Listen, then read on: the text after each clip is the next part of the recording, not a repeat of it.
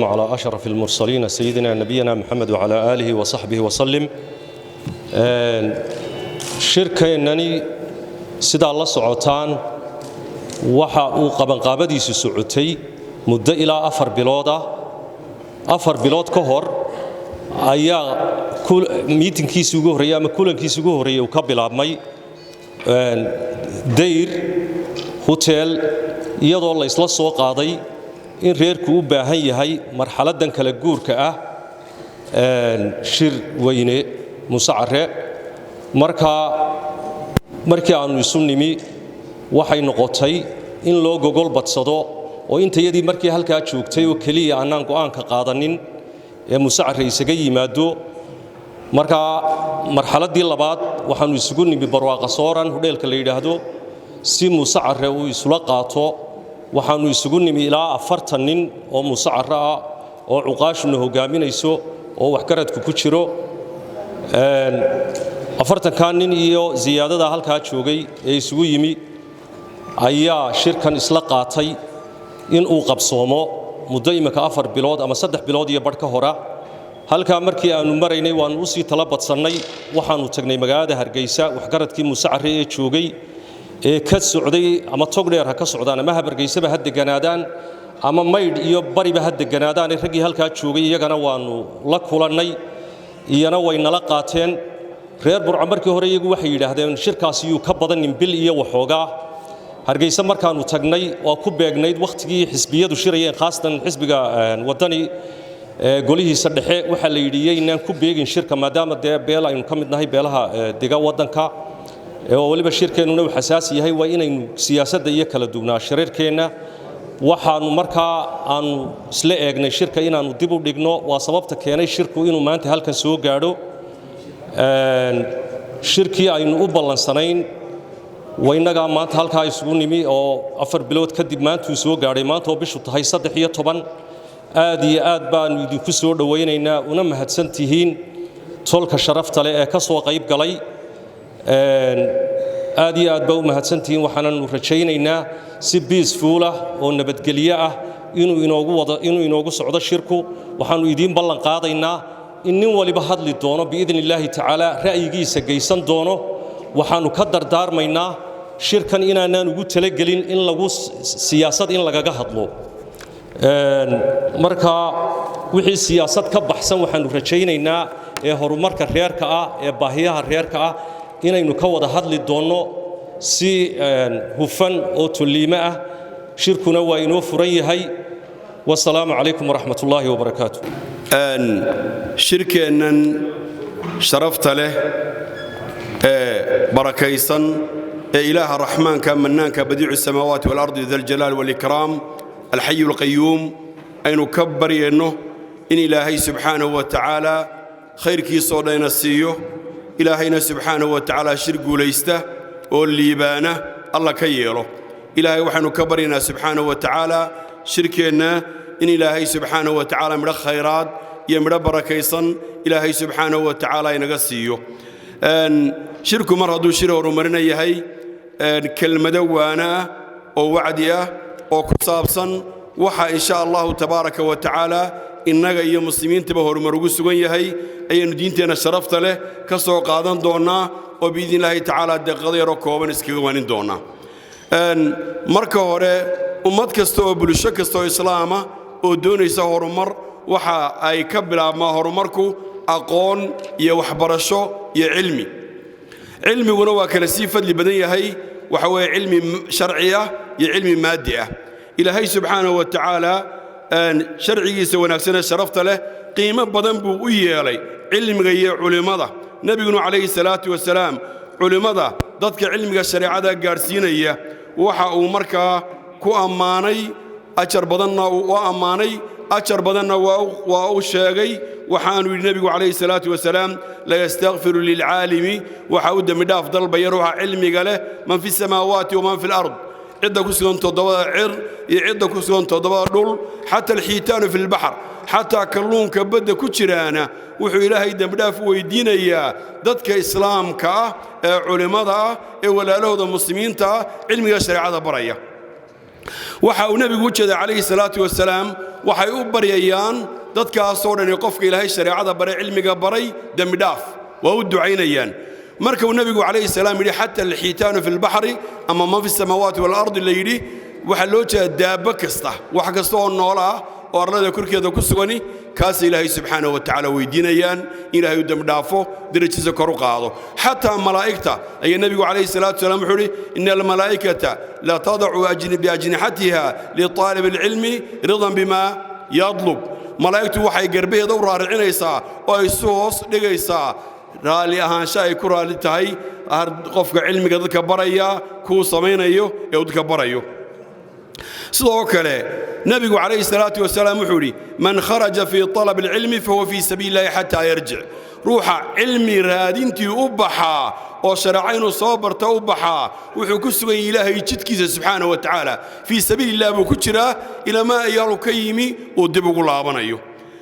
kelmaddaa waxaan u daynaynaa cilmiga markaa kiisa sharciga ah cilmiga maadiga ah in cilmi maadiya la barto diintu waa boorisay bal waxa weeye cilmi maadi ah oon shareecada ka hor imanaynin oo lagu intifaacayo oo dheef leh waa mid madluub oo la rabo waxa ilaahay subxaanahu wa tacaala qur-aanka yidhi isagoo muslimiintii la hadlaya wuxuu yidhi waaciddu lahum ma statactum min quwatin wa min ribaati alkhayl turhibuuna bihi caduwa allahi wa caduwakum wuxuu ilaahay subxaanahu wa tacaala yidhi mu'miniintii isagoo la hadlaya u diyaargaraysta gaalada la dagaalankooda iyo la dirirkooda ka kari kartaan oo ka mida xoog iyo markaa fardo loo qoofalay jihaadka loo xidhay halkaa waxaa laga qaadanayaa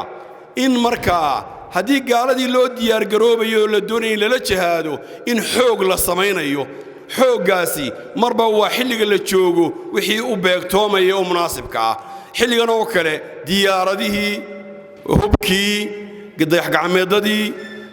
dabaabadihii waxyaalahaasoo kale haddaba waxyaalahaasi si cadowga loogu diyaargaraysto waxay u baahan yihiin cilmigii lagu fulin lahaa ee lagu gaadhi lahaa ee lagu samayn lahaa markaa shareecadu waxay doonaysaa wixii waxtarinoo ah ee nafcinoo ah ee dunida ku saabsan ee aan shareecada ka hor imanaynin ee waxtara in la barto markaa waxaa la doonayaa haddii muslimiintii taa la amray innaga reerkeennuna inaynu cilmiga shareecadana baranno cilmiga maadigana baranno oo dhakhtarro anjineero digtooro dad markaa mas'uuliin dawladeed markaa noqonaya inaynu u diyaargaraysanno oo cilmi dad u leh maadiyo diiniba ay naga mid noqdaan baa muhiima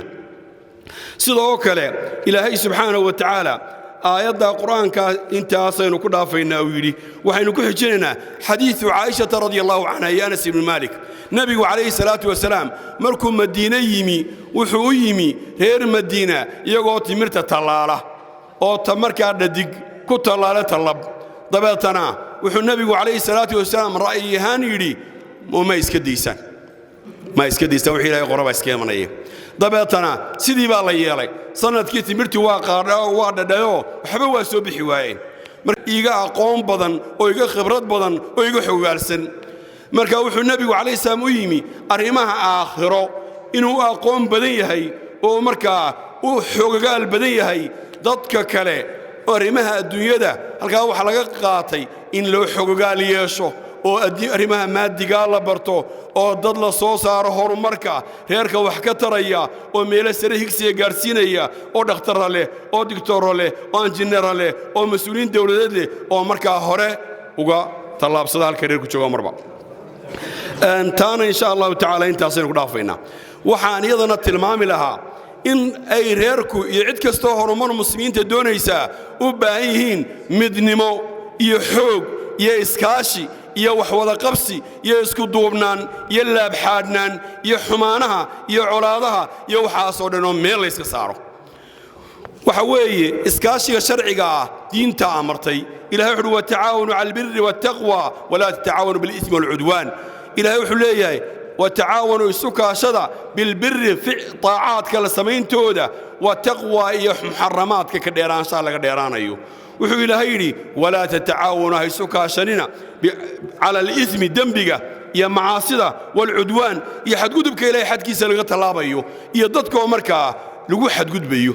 markaa waxaan uga jeedaa إلهي وتعاونوا على البر والتقوى وحا إسو كاشتان وكم دودان إلهي عبسديسة يا إلهي طاعديسة يوحي إلهي الرابي ويسكر ريبيسان روح علينا قربا مدنمو يا إسقبسي يا إسهايسد شرعي وافقسا أو حوق يا مدنمو يا كلمة ننقرة هيركنون إن شاء الله تبارك وتعالى لقرتشينين نغطو سيدو كله وحوي النبي عليه الصلاة والسلام حولي المؤمن للمؤمن كالبنيان يشد بعضه بعضا وروح إيمان كله وروح كله إيمان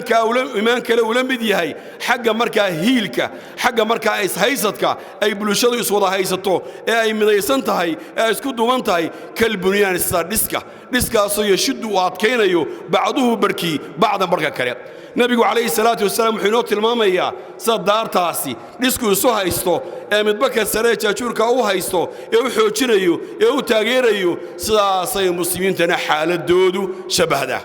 وحد كلو قيسا الله الرحمن عز وجل وحول إنما المؤمنون إخوة وحكربا مها المسلمين تواو ولارو مسلمين تيقود أيال ليه واو ولارو بأنه موسك وضابط الصارين كور مسلمين تيقود بليه واو ولارو قيس قرى مركا أو مسعر كوابت السنة يا رب الكور يعني والله لما كسي حيل دير والله لما النصبة والله لما قرابة نما والله لما حكت نما والله لما تلمام يسا إن السجارة اللي يسقط دم قضوا تشركوا سد بحيان وحوي والله لما ده إلى هيك الشاقي سبحانه وتعالى لدو وحي كتهاي نعس نعيبك يا عراتك يا حفيلتك يا مركا dadku inay isdiidaan oo ay kala boodaan oo ay kala jeestaan oo ay markaa السنية تمام ويان وحوي مركو إلهي إنما المؤمنون إخوة وحكربا ما كوا إيمان كلوا ولا تنمد وامحي ومحبة وشعيل وحريرين وحوي إسهيلين وحوي من نمو وحوي اسكدوب نمو لسكدوب ناضو مركا تاسا ولا لماذا دحديني لا ينقربا إني ريركي نكوضا دمات مدلب يمدر ديك هلكن شوغا مدبت شوغا مدولبا وحوي ولا تنمداسي علاad dad colaatama ma walaala may dad isticay ma walaala ma walaala may dad marka isku lidii ma walaala may marka waxa soo walaaltinimadu lidkuy sidoo kale nabigu kaleey salaatu wasalaam xuri yadullahi ma'a al-jamaa yadullahi ma'a al-jamaa ilaahi gacantiisa subhanahu wa ta'ala waxay wehelisaa jamaacada yaani isku duubnida iyo midnimada waa mid keensanaysa in ilaahay inala jiro oo inoo hiiliyo oo inoo gargaaro oo ilaahay subxaanahu wa tacaala uu gaarabiyo gaasha inoo noqdo waa markaynu midnahay ee qalbiga iska jecelnahay ee aynu midaysannahay ee dhinac wada jeedno ee walaaltinimadeenna ay tahay walaaltinimo markaa ka shiilaaba waxaynu insha Allah tabaaraka wa tacaala ku soo khatimi doonaa laba mas'alo mas'alada koobaad mar haddaynu midnimo ka hadalnay bal haddaba ikhtilaafka dadku markay iskhilaafaan ee la isqabto ee ay reerku isku yihiin markaa jiri bisad balka warantaana marka hore ilaahay subxaanahu wa tacaala wuxuu walaa tanaazacu fatafshalu watadhhaba riixukum wuxuu yidhi nabi ilaahay subxaanahu wa tacaala hays qabsanina oo hays maandhaafinina oo hadday taa la timaadaan fatafshalu aafashishaan وتذهب ريحكم حوجينا يا باوركيننا وتقدم تنميش كبحو إلهي وحينوت المامي سبحانه وتعالى هذي ضدكم مسلمين إسقبتان أو إسمان دافان أو إسعلاديان أو متنازعين نقضان إن لا بس شيء من أيوه شيء كوادو حوي حوج جودي مركز حوج لهاين أو حسكي عليين أو مدة ملوك سوى كذين ماشوا كبحية طلباتنا ويفشل ميان بل فشل ميك ورما marka si aan marka loo fashilmin waa in la midooba si aan loo fashilmin waa in la isku duubnaada si aan loo fashilin waa in marka la noqdaa dad qalbiga iska wada jecel meel walba iska oo xog iyo xaal isoo haya sidoo kale nabiga kaleey salaatu wasalaam qisatu uhud markii duulaankii uhud qolob marka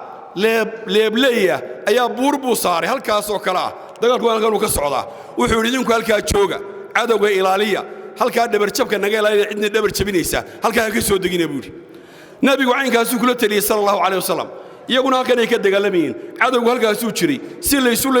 leynayay ayay kuwii moodeen inay muslimiintu guulaysteen waa soo yaaceen way soo degeen markii nabiga ay khilaafeen halkana yimaadeen Khalid wadna ciidan buu xagga dambe ka keeno xaggana uu kaga yimi xaggana waa laga yimi 70 nin baa laga dilay saxaabada rasuulka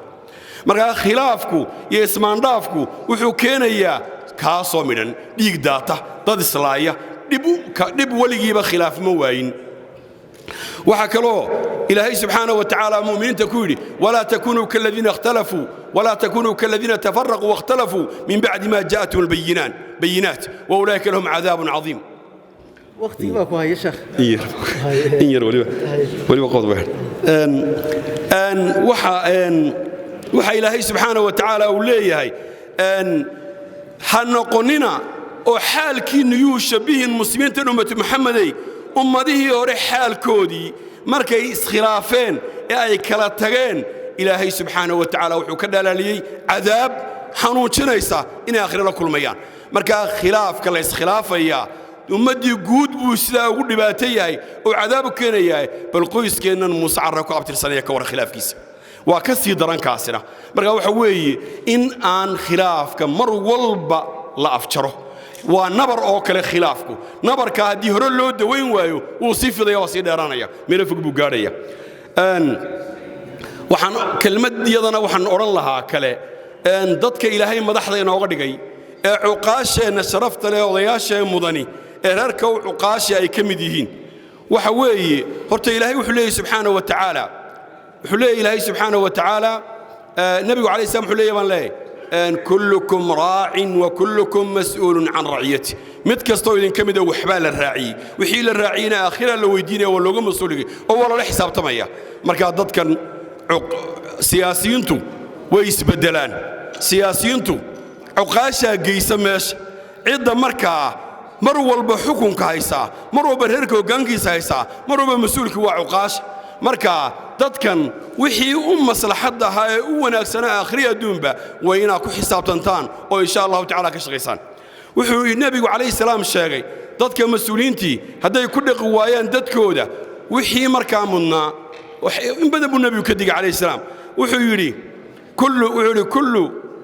in Allah ilaahay saa'ilun wuxuu weydiinayaa kull raa'in mid kasto wax la raaciyo looga mas'uuligay amma istar'aa wuxuu weydiiyay wuxuu ومسؤول كورجي أي له ودين آخره أحافظ أم ضيع ميو حفظيو ميو إلى سوى ضيعي مركا مسؤول ذي سوى الدين أيو قد قوضا بيوح النبي عليه السلام أيما راع غش رعيته متكستو مسؤولة وعده مسؤول كواها سيدي آخرية دون كمسحضة وقوها إذا أنا قد قين وحوري فهو في النار نار بكوكل يا مسلدة وحنكسوا ختمها يا كلمة قوضا بيسوء عفنت يا قلوبت اللي سكسي دايو يا اللي يسامحوا يا فضل قولي كلمة ده سوف أختمها إن شاء الله وحوي إلهي سبحانه وتعالى وحولي الذين ينفقون في السراء والضراء والكاظمين الغيظ والعافين عن الناس والله يحب المحسنين وتالي لسوقا قابي آدم وتشددن كله وحوي إلهي وحو أماني وآيات عدو أماني كمل كودتك عفينية إيه سامحية إيه دافية وحو إلهي أماني كو عرض يسكو قبنية إيه عرض فعل كده أنفلينين يلقى كو دافية وحكروا يضنا قصو إلهي ولا يأتلي أولو الفضل منكم والسعة أن يؤتوا أولو القربى والمساكين والمهاجرين في سبيل الله آيضا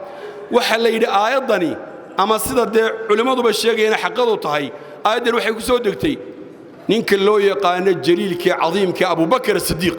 بيكسودكتي أبو بكر الصديق وحلي نينك لا مصلح ابن أثاثة نينك سوق ودين شري ومسروف شري وحسين شري نينك يبا إن أنتي سي عائشة النبي قبي عليه الصلاة والسلام كوغاناي وحدتك كوغاناي وكمدها دبتنا مركي لو شيغي اد بو عروض مركو ادو عروضي دبتنا وحو يري ابو بكر والله بانا كادب قودينين ان انتي سيبو حمان رجي كو شيغي كمدها و عروضي عرض ما قودينيا كادب إلهي وحكول سبحانه وتعالى آياتنا هذه ألا تحبون أن يغفر الله لكم ورمي إذا شعلين ورمي إذا دونين إلهي ينضم داف ها عفية هذا مركا هداي ريركينو دونيان إن إلهي ينضم دافو شأنيين نوين أيو من مدينة هجاكتو quluubta iska sidaayo iscafiya ilaahay idinkana haydin dambi dhaaf oo idina ilaahay idin cafiyo oo ilaahay idin haydin saamaxo nin saxaabada kamida waxa la yiri janna nabigu uu sheegay waxba amalkiisi markii la daba galay waxa la soo helay habeenkii waxba ma qabtay habeenkii markuu si saxanay yiraahdaa ilaahu aniga iyo khalqigaaga wixii noo dhaxeeyay ilaahu waa cafiyaanay cafi deeta ilaahay saasuu saamxay deetana jannu saa u galay marka in la iscafiyo oo jannada saa lagu dalbo oo cafinta la isku helo ayaa la doonayaa waxaan ku soo khatimayaa nin reer baadiye ah baa nabiga calayhi salaatu wasalaam ka daba yimi go adag oo nabigu calayhi salaam saahu laabnaamo intuu ka daba yimi saa u qabtay xoog buu saa u soo dhasay nabiga dabeetana ninkii nabigii baa saa ugu soo jeestay nabigii oo sii soconayuu saa yidhi go buu saa ugu soo dhuftay ninkiiba way soo rogo saasuu wejigii nabiga ugu noqday dabeete wuxuu ku yidhi nabigu calayhi salaatu wasalaam ninkii wuxuu yidhi maxaad doonaysaa wuxuu yidhi xoolaha ilaahay wax iiga amar hallayga siiye xoolaha ilaahay halkaa yaalla ii amar wax halay siiye dabeetana uu qosay nabigu siiye buu calayhi salaatu wasalaam ma odhan ninka nabarka igu siiye wallahi baanan siinayn waxaan ku soo khatimayaa wataa laynala taagan yahay in duco insha allahu tacaala ilaahayna aan ka baryo subxaana wa tacaala haynu naga aqbalo إلهي وحين الله اللهم إنا نسألك يا أرحم الراحمين يا ذا الجلال والإكرام يا حي يا قيوم اللهم إنا نسألك باسمك الأعظم الذي دعيت به أجبت اللهم إنا نسألك بأن لك الحمد لا إله إلا أنت المنان بديع السماوات والأرض يا ذا الجلال والإكرام يا حي يا قيوم إلهي وحن كابرين إلى الذنوب تيضا ضعفت إلهي وحن كابرين الذنوب تيضا ضعفت والذنوب تأهل كي يجي قراباتك والدين تيضا ضعفت إلهي وحن كابرين سبحانه وتعالى من مرة عنديس شركة إن لقد حره إلهي وحن كبريا قلوبتين إلهي برعد سمريو إلهي وحن كبريا سبحانه وحي عدي رحياله إلهي سبحانه وتعالى قلبي قودي السوتشيدي ونيت سمع إلهي سبحانه وتعالى سوكانه إلهي وحن كبريا كوك قوليسته وصرية ورفع له وصرين له ودرج له وضدكم تشيرتين إلهي رنكنا كيله سبحانه وتعالى إلهي وحن كبريا هدين ومقع الهانشري وما موسى هانشري متكسر إلهي سبحانه وتعالى نوسعلي وعلى رسول الله صلى الله عليه وسلم اللهم وفقنا لما تحب وترضى إلهي سبحانه وتعالى بالمركب كوباد ومهادنا قينا وإنه سورة قلية شركاس إنه قبصامه وإنه ما أنت هالكن يسقون مادنا وأجددي إياه وهم بيجي إنه كشري إنه هالكن كيقوم قارنا إلهي بين سبحانه وتعالى إن مهاد كوباد سيننا مركب لبعض وحن آدي آدم مهادنا قيا أخيارتن إياه أضياشن iyo haweenka iyo madaxda kale ee shirka nagala soo qayb gashay baaqayagii ajiibtay iyagana aad iyo aad baan ugu mahadnaqayaa oo nabiga kaleey salaatu wasalaam qofka aan dadka u mahadnaqin ilaahayna uma mahadnaqo aad iyo aad baan ugu mahadnaqaynaa mahadda kale waxaan siinaynaa odayaashii iyo cuqaashii iyo waxgaradkii intii aanu abaabulka iyo qabanqaabada wadnay na garab taagnaa ee in arrintan halkaas soo gaadho hiil iyo hooba la garab taagnaa ee aan mar waaxida ma garanaysaa wax arqalada ama wax kale aan naga horkeenin guud ahaan iyo gaar ahaan reer Burco iyo odayaashooda iyo cuqaasha reer Hargeysa qurba joogta reerka aad iyo aad baan ugu mahadnaqaynaa kamanoo ku hadlaya magaca iyo afka gudida qabanqaabada sidii niyad samida ahayd iyo daacadnimada ahayd ay shirkaano isu garab taageen dhaqaale ahaan hiil iyo hooba shirkana sidaa uu gudoomiyaha guddiga qabanqaabadu sheegay waa shir aynu doonayno inaynu maqaamkeeni ku soo celinno ku tashanno wax ku wada qabsanno rag shir daayay shaqadoodii way gabeen horaa loo yidhi inaynu ku tashanno min Hargeysa ilaa Ceelgaabo ilaa Burco wax wanaagsan gaadhno niyadana aan saafi yeelo qof walba uu niyad wanaagsan iyo dhaxal saynu uga tagi lahayn aynu arrintaa xooga saaro ayaa muhiimadda koobaad ay tahay oo wax adduun iyo aakhiraba in anfacaynu u soo saari lahayn oo qodob ah oo danteenu ku jirto ayaa muhiima qodobka intaas kaasina waa inta qodobka siyaasadda ku saabsan maadaama aynu dad badan nahay oo ninba meel iyo fikradu haysto taana uu xor u yahay annagu waxaan maadaama dayacaadeenna kala fara badan tahay reerka deegaan ahaan iyo horumar ahaanba aynu hoosayno inaynu maanta xooga saaro ayaan anigu aad iyo aad u soo jeedinaynaa arrimaha oo aynaan ku mashquulin siyaasad bari isbedelaysa oo sida dabaysho kale ah taasaan aad iyo aad xooga u saaraynaa ilaahayna subxaanahu wa tacaala waxaan ka baryaynaa inuu qulubteena isu soo jeediyo oo ilaahay subxaanahu wa tacaala uu inaga dhiga dad midaysan wax allaaliya wax la isku hayaa ma jiro laakiin haddana hadduu aan meel loo wada jeesan horumar lama gaarayo runtii waynu ognahay maanta deegaan ahaan hoos baynu u dhacnay waxbarasho ahaan baayac mushtar ahaan dhinac kasta hoos baynu u dhacnay war anigu waxaan ku soo adkaynayaa oon aad iyo aad u dhaabadaynayaa inaynu shirkaas uu noqdo shir kii 10 sano 20 sano 100 sano oo dambe aynu ku reynreyn lahayn ee aynu qofkii dhintayna u noqon lahayd wax kayda oo Ilaahay iskaga horreysiyay qofka noolna uu ku noolaado nolol wanaagsan aynu shirka ka soo saaro odayaashuna aad iyo aad waqti ha geliyeen shirka hal la yimaado abaabulkiisa laga qayb galo garaadayntiisa laga qayb galo intaasaan ku soo koobaya anigu aad iyo aadna waan ugu mahadnaqayaa umma dhammaan ka soo qayb galayaasha assalaamu calaykum waraxmatullahi bismillaah assalaamu calaykum waraxmatullaahi wabarakaatuh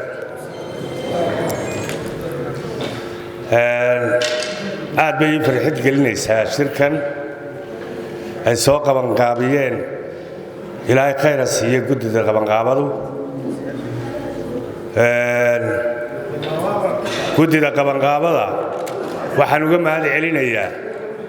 2 marxaladood bay naga saareen oo adag oo miditan tahay midina tahay tii kale reebista xildhibaanada togdheer wax weyn oo ina haystay bay naga furfureen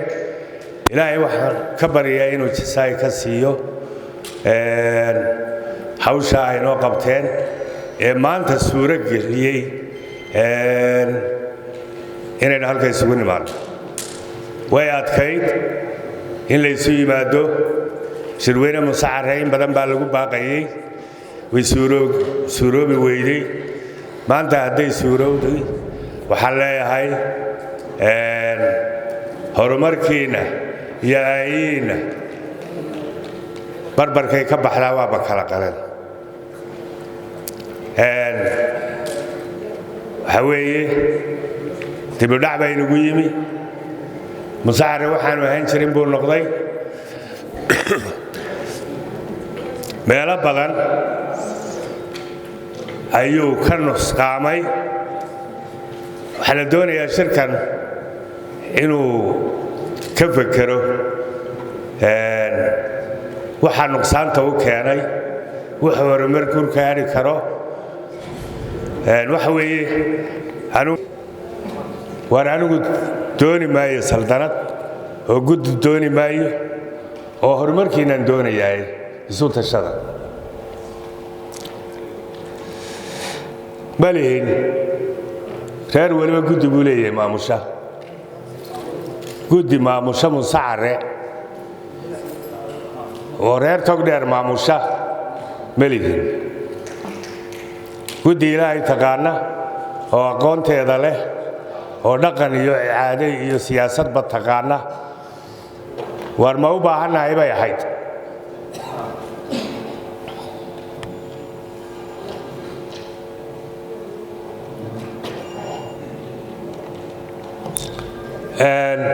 cuqaal waynu leenahay laakiin cuqaasheennu dantooda iyo danta reerka iyoma horeeya waa su'aal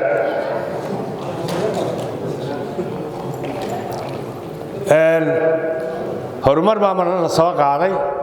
waa lagu guulaystay inkastoo aanay sideedii u dhicin weliba ay intaal daran yihiin waxaa la yidhi cali ciisena iskuul aan ka samayno maydhna macad aan ka samayno labadiiba way jiraan laakiin duruufo adag ayaa haysta mid walba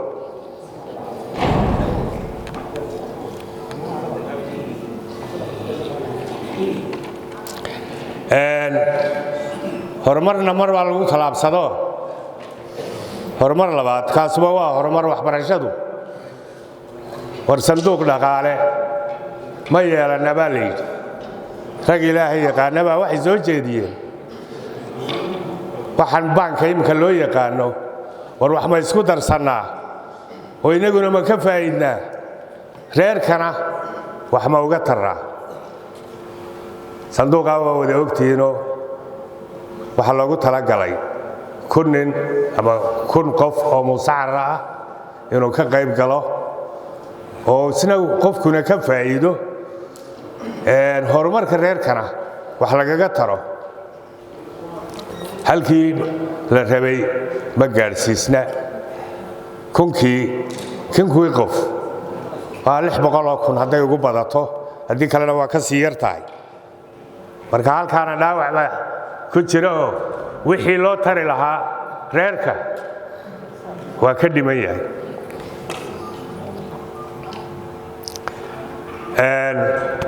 ummaddu wax isku darsibay ku horumartaa waxa ka mid ah wax la isku darsado oo taa marka laga tago caalam islaam saku ururiya dayarto la siiya maxay inaga hortaagan inaynu sidaa yeelo sakada intaynu urursanno mid magaalo jooga iyo mid joogaba aynu dayarteena ku taakulayno ورين وحكو سلام الشركة سلامة السلامك السلام عليكم ورحمة الله وبركاته بعد السلام runtii ilaahay baa mahadle mahadoodan ilaahay baa u sugnaatay nusku kan keenay caafimaad iyo nabad qab oo labadan nimco haddaana jiri lahayn maanta la isku yimaadeenba taas waa nimco ilaahay xagga ilaahay laga baryayo walxamdulillaah rabbil caalamiin burahantii shirkan tawfiiq ilaa intii guddiga qabanqaabada la qabanayay ilaa intii la isku imanayay haddaan nahay cuqaasha iyo odayaasha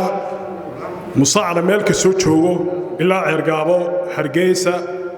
xubnaha xataa siyaasiyiinta naga jira dowladda kuwa mucaaradka shirkaas wuxuu ahaa shirib la garab istaagay shirab la doonayay inuu najaxo sababtuna waxa ahayd tobankii meel isku timaadaba waxa hadal haysun dayac baa jira xumaan baa jirta waxbaa khaldan waad arkaysa waa indika cuqaashi wax la sarsaarayaba war horta cuqaashu indika niga soo baxday wax madax bannaan maaha musaacaru markaad wanaagsan tihiinna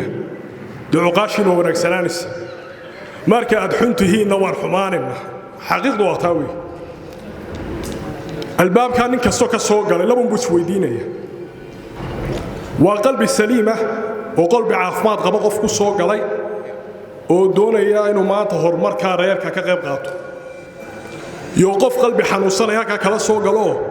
doonayo inuu eedda cid saaro ama aan farta isku fiiqno sheekh cabdulaahi markuu wuxuu nagu hadalka nagu furo wuxuu war iscafiyo mahabba iyo mawadda baynakum nabi alayhi salaam sheekh cabdulaahi wuxuu yiri kama takunu yawalla alaykum waa xadiis saxiixa weey dadku sida yihiin uma madaxdooda noqonaya oo siyaasigooda noqonaya oo ka caaqilkooda noqonaya oo ka xildhibaankooda noqonaya madaxdu dhicirka ka imamaysa waa wax indinka niga soo dhaxbaxaya anu kullu caaqil baan oo shakhsi baan ahay albaabka waxa kala soo galay qalbi saliima musaacir midnimadiisa horumarkiisa iskaashigiisa wax wada qabsigiisa iyo tawfiiqda musaacir kan ka dalata lagu soo galay wax kale oo jindo aniga ii qarsoon ama waxaan soo qortay ma hayo hadda jirto cid wax iga tirsanaysa shakhsiyan ama anu aan ka tirsanay waxa ka codsanay horta inay saamaxno kulligeen oo iga wada cafis baatihiin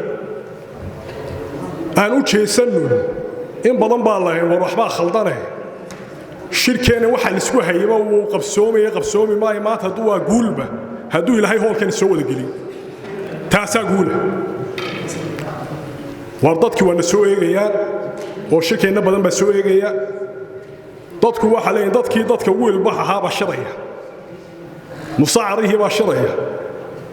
dadka qaar hadda tuhunkeena hoos oo yihiin ba tuhunkaana lama gelin waxaan ku baxsanayna waa magaceena walaalayaal anu wax hor la maanta wax kasta waa ka midoobi karnaa qanacsiga waa laga midoobi karaa waxbarashadii waa laga midoobi karaa guddigu qabanqaabad waxay raadin siyaasad yaa laga hadlin dee horta waxbarashada lafteedu waa siyaasad marka aad 100 master yeelatid iyo 50 PhD yeelatid waa siyaasad qanacsigu waa siyaasad marka 10 qanacsataad yeelatid oo 20 qanacsataad yeelatid waa siyaasad siyaasaddu macnaha ma fikirkan gaaban ee u cudiyo wadan iyo kulmiye la isku xaganayay siyaasaddu waa macna ballaaran weey إمك بعد حبنا بدن بانو جرى الدولة دو وحيا نقول بحنا ونقبل يعني واحد شو قد أجاسمي يقول واحد فضية يبرصابكي حزب يقعد بشير حمراء نقول جرى ومعارضي واحد نقول جرى وطني محمود فارح توقت حزبي دي وكوكا لجنة مهم شيء ميسو باش مساعدة ووطني أما باش مساعدة وكلمية أما باش مساعدة وأعد مركا أن وحوض قبصنه ككلمية نادو كوي منايا كوطني نادو كوي منايا كأعد نادو كوي منايا كصومالي تشوف نادو كوي منايا مركا هذا واحد نقطي وهذا مقعد شرفت هذا السوق لسه هذا مقعد شرفت هذا اللي سيدنا وإحنا نقول ميس ولا ريال أنا جيسنا وحوض قبسينا شركة أنا كإعلانه نبض قلبية أنا هراء والشيء قلبي جحون أنا كإعلانه نكي تفكه أو إسعادين تا يونا فراس كفيرنا وانسكت دينه أنا وحنا من السنة ما أنت الشركة دون نوقف صومي توفيق دي يجوش اللي دوني أنا وكذا لم دونتا نوال بنا وهذا الدونا أن من دمدينا إلى شرنا قلوبتنا نسكت سوتشينا والسلام عليكم ورحمة الله وبركاته. إلهي بن سبحانه وتعالى محض بلاران وأين كوبي كرينين أيين إلهيكم محض نقيناه نمعوين كفرح بدنا إلهي نقول نمعيستي إسلام نمض وجوه الرئيسه عافمات كأي نبض وجوه الرئيسه مقال فضاء شركنا لنوقف صومي وقيب كيهاي وحكلوا عن محض وينسوا شيدين يا إن مدينا إنوسوا قبل قابيي شركا سيدي أي وربحنتها ينقصيين sidaasi ayay arintu ahayd markii shirkan in badan buu soo raftay waqtiyo hore jiray oo shirkan la iclaamiyay oo haddana duufaymi aawadood dib loogu dhigay alla wuxuu buu qadaray tan imanka uu ku qabsoomay afarta bilood iyo waxoogaga ay wadeen inta yar hadii aan halka uga gudbo waxaynu hadiya jaraale aad iyo aad aynu u baahanahay inaynu isu dul taagno marka reeruhu shirayaan ay dantooda ka shirayaan qodobada ugu horeeya in aan la halmaamin halka boorka waxa inoogu qoran tawfiiq macnaheedu waxa weeye waa midnimada reerka weeye reerku inuu midaysan yahay oo tawfiiqdiisa iyo xoogiisa iyo awoodiisa la mideeyo aad iyo aad bay muhiim u tahay alxamdulillaahi rabbil caalamiin wasalaatu wasalaamu calaa rasuulillaahi sallallahu alayhi wasallam السلام عليكم ورحمة الله وبركاته. سلام كدب مركو هرئيس وحنو مهندقيا إلهي رحمن كا إنه سيرتجل يشركا توفيق إنه ينوقف صومه ما هذا ولا مسجى وسقناتي مركل بعض وحنو مهندقيا جد دي قبل قابضة شركة إنه ودي مدة دير عن كيرين أفرت بلاد جد ده سو أحيد جد ياد الطيالة قيمة له سيرتدو أي أرسنت هاي هبين والبا شركة هالكم مرة يو أنا عدي كوغاني سونا جالسين ما أنت شرويناها مسعرة هالكن كوكل مي إنه كاميرا له آد بان دي كم هندقيا وحلي جزاك الله خير الجزاء أنت واحد رعدا شرويناها مسعرة توفيق كل ظروف باكنتي qof kasta oo aqli leh halkan jooga oo musacara oo wax garadkiya oo mudana iyo marwaba leh waxay garan karayaan in duruuf keentay sidan taariikhda ku maqlay shirweynahan maanta musacara halkan loo fadhiyo tira kasta iyo odayaal kasta iyo wax garad kasta aan ku fadhinay waxa laga yimi marka hore laba gobol bayn deegaan u nahay gobolka Togdheer iyo gobolka Sanaag magaalada Hargeysa iyo Hawd iyo waxa waa meel wada joogo laakiin si Hawdkana reer Togdheer u baa deegaan ka oo u farcama xaggan Hargeysana waa magaalada ugu weynta waa la wada joogaa laakiin se labada musacar deegaanka ka yahay hadii ay xildhibaan tahayna ka soo saari karaan hadii ay taladeeda tahayna dadka deegaan wax ku leeyihiin oo gobolka Sanaag iyo gobolkan Togdheer maanta waxa cad in labadiiba laga yimiyo shirweynahan yahay shirweyne musacara waxa lagu sheegi karaa waa shirweyne musacara shirweynahan shirweynihii ku xigay ee ka horeeyay sidan taariikhda ku maqlay 68 buu habaale waa markii Cali Ciise la asaasay Axmed Bali Muuse la asaasay markaas la isu yimi shir ka dambeeyey muu dhicin 4 sannadood baa ka dambeeyey waxa weeyaan waa qarni barki waliba 4 sano dheer tahay Soomaalidu waxay tahdaa shirku hadduu maalin ku hagaago 100 sannadood buu ku anfacaa hadduu maalin ka xumaadana 100 sannadood buu ka xumaadaa taladiisii arrin ka xumaadaa shirka waxa igu maqaalaa taariikhda san ka qaatay siyaasad baa burburisay maxamuud cabdi caraale iyo cabdiraxmaan tuur oo midba kursi doonaya baa isla jiiday baa la yiri dabadeedna shirkiiba waa qaybsamay tayaba muu yeelan horta aad iyo aad baan idinka mahadnaqayaa shirka hadda siyaasadii ka ilaaliseen sababtoo ah xilliga shirku ku beegan yahay waa xilli Soomaaliland aad u xasaasiya dawladii iyo baarlamaankii iyo waxa la doorashadii baa doodi ka taagan tahay xisbiya lagu kala jiraa haddii aynu siyaasadii halka iska dhigno oo shirkeena uu saameyn ku yeelan waayo waxaan qabaa inta kalena waa laga midho dhalin karaa taa aad iyo aad baan guddida ugu bogaadinayaa waxaanan jecelahay waxgaradka shirka soo qayb galay inay soo jeedinta guddida iyaguna la qaataan taa waxaan ka gudbayaa tayada musaacare iyo qiimuhu lahaan jiray horta musaacare waa buur meel fadhida weeye oo ilaahay taariikh iyo magac siiyey shirkeenna intayna halka fadhida magaalada Burco Somaliland dawlad iyo shicib waa la soo eegaya waxa la eegayaa shirka musaacare wax ka soo baxa musaacare waxa leeyahay ama buurtii foolatay ee irbada dhashay baa noqon doonta ilaahay kama dhige ama buur foolato oo buur kala dhashay ayaa noqon doontaan ilaahay waxaan ka baryayaa inaad buur dhashay aan noqotaan maalintii dhaweeyay aan qabanay laascaanood ee magtii in Xasan Caynaashaan soo qaadaynay aniga wax weyn baa iga kordhay deegaanka waxa la ogaaday qiimaha musaacare ummadda ku dhaxleeyay wallaahi baana waaniga dhaartay arag sida musaacare la isugu taagayo ee soo dhaweynta leh waxaan soo jeedin lahaa shirka in hareeraha laga taagnaado cidii wax tirsanaysa la qanciyo sida uu sheegay waxa weeyaan caawil tawfiiq weeyaan inuu ilaahay ka dhigay tii tawfiiqda ina waafajiya ee qulubteena soo jiida ee ka dhiga ummad qura oo wada dhalatay oo uliya diirkeeda caawil waa wanaagsan soo jeedin wanaagsan buu soo jeediyay wada PhD buu ilaahay inuu qaadano oday la oran jiray dhugad oo baarlamaankii hore ku jiro reer Suglaah ayaa wuxuu arkay nin xildhibaana oo Yusuf la oran jiray Yusuf Xisgalow oo baarlamaanka ku jira PhD buu sitaa markaasuu adeer ninkan Yusuf iga warraba waxa la yiri waa doctor buu yiri haddana maalin qora oo baarlamaanka afarta taagayo oo array ku darsanaya maan arag bal doctor-kan uu yahay makii dadka qali jirayba makii muxuu yahay doctor-ka dhakhtarku buu yaqaan PhD-da qof kasta waa doctor magaasana ma shahaadada ugu sareysa ayuu sitaayo saali magaceed say PhD markaasuu adeer ninkani wuxuu dadku markuu wax barto waa laba waa buug sita iyo nin buug sita marka ninkan adeer waa buug sita buu yiri horta musaacare uma baahna PhD buug sita nin buug sita u baahan yahay PhD-du waxba ma tarto dadku hadaanay tayo lahayn waxaanay ku timaadaa tawfiiqda iyo midnimada oo dadku waxa la yiri hadii ay urursan yihiin ninba islaamba maxay tahay baa la yiri inamadeedii shirsayo waxa la yiri waxa tir usha kala jabiya dabadeedna nin walba u shiibu jabiye afar ulood bay isku xidhay baa la yiri markaas ay jabiyo waa jabi kari waayay waxa tir midnimadu waa halkaas ay ku jirtaa waxa weeyaan loo taageelamay dadku haday midaysan yihiin musaacare tira kumaydaan dadka xukumi jirin tayo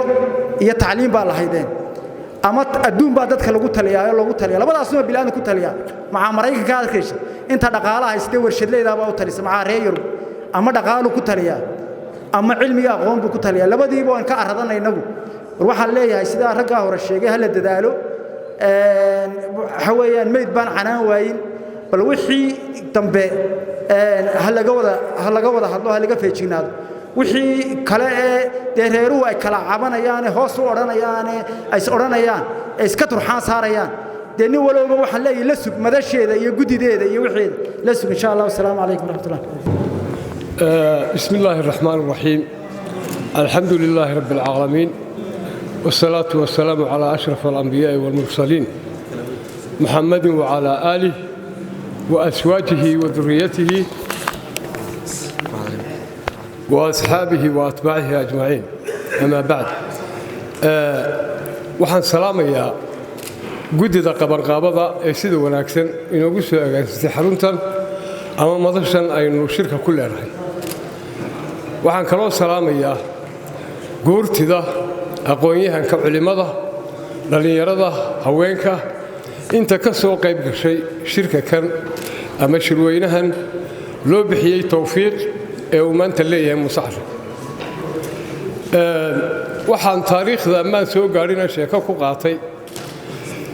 in magta 5 halaad soo gaadha mar uu wada bixin jiray musacri. waxaan soo gaadhay waanan iyada sheeko ku qaadan ninkaa caaqilkaa awowgii ee imika halkan ka tegey oo ninba ninku ka adag yahay marka la isqabtay reeru isqabtaan halka xun ee adag loo dhigo oo reerka oo dhan difaaca oo isaga musacra u daba fadhiisto inuu wax ka didiyo. inta haddaan halkaa ku dhaafo maanta kolley waa dulka xaadis oo hadalkayga anigu badh baan hambaynaya waayo ajanduhu waxa uu ku kooban yahay maanta siduu musacra wuxuu qabsan lahaa. axmed iyo cawilba in badan bay sheegeen halkan waxaynu soo gallay iyadoo haaribana oo aanay waxba ka jirin. axmed waanu wada joognay markaa waxba gacmaha kuma hay ninna ma hay waa la sinaa maantana dhowr fooq iyo dhowr warshadood iyo meel walba ka dilaaciyey. sababtu waa maxay? waxabuu qabta waxqabsigu waxa weeye tusaale wuxuu u noqon karaa suudaani oo kale. markaa qofkaa wax qabsan kara weeye macnaheedu qofka ayaa wax qaban kara. dadkuna had iyo goor wuxuu wax ku qabtaa isku duubnida oo uu ku yeeshaa tayo ku yeeshaa oo nooc walba uu isaga dhex heli karaa mid aqoon leh mid xikmad leh mid waxqabad leh mid muruq leh mid maskax leh halkaasaa nin waliba ka soo baxaya. marka wax ka wanaagsan in la midoobo oo ay tayadu muuqato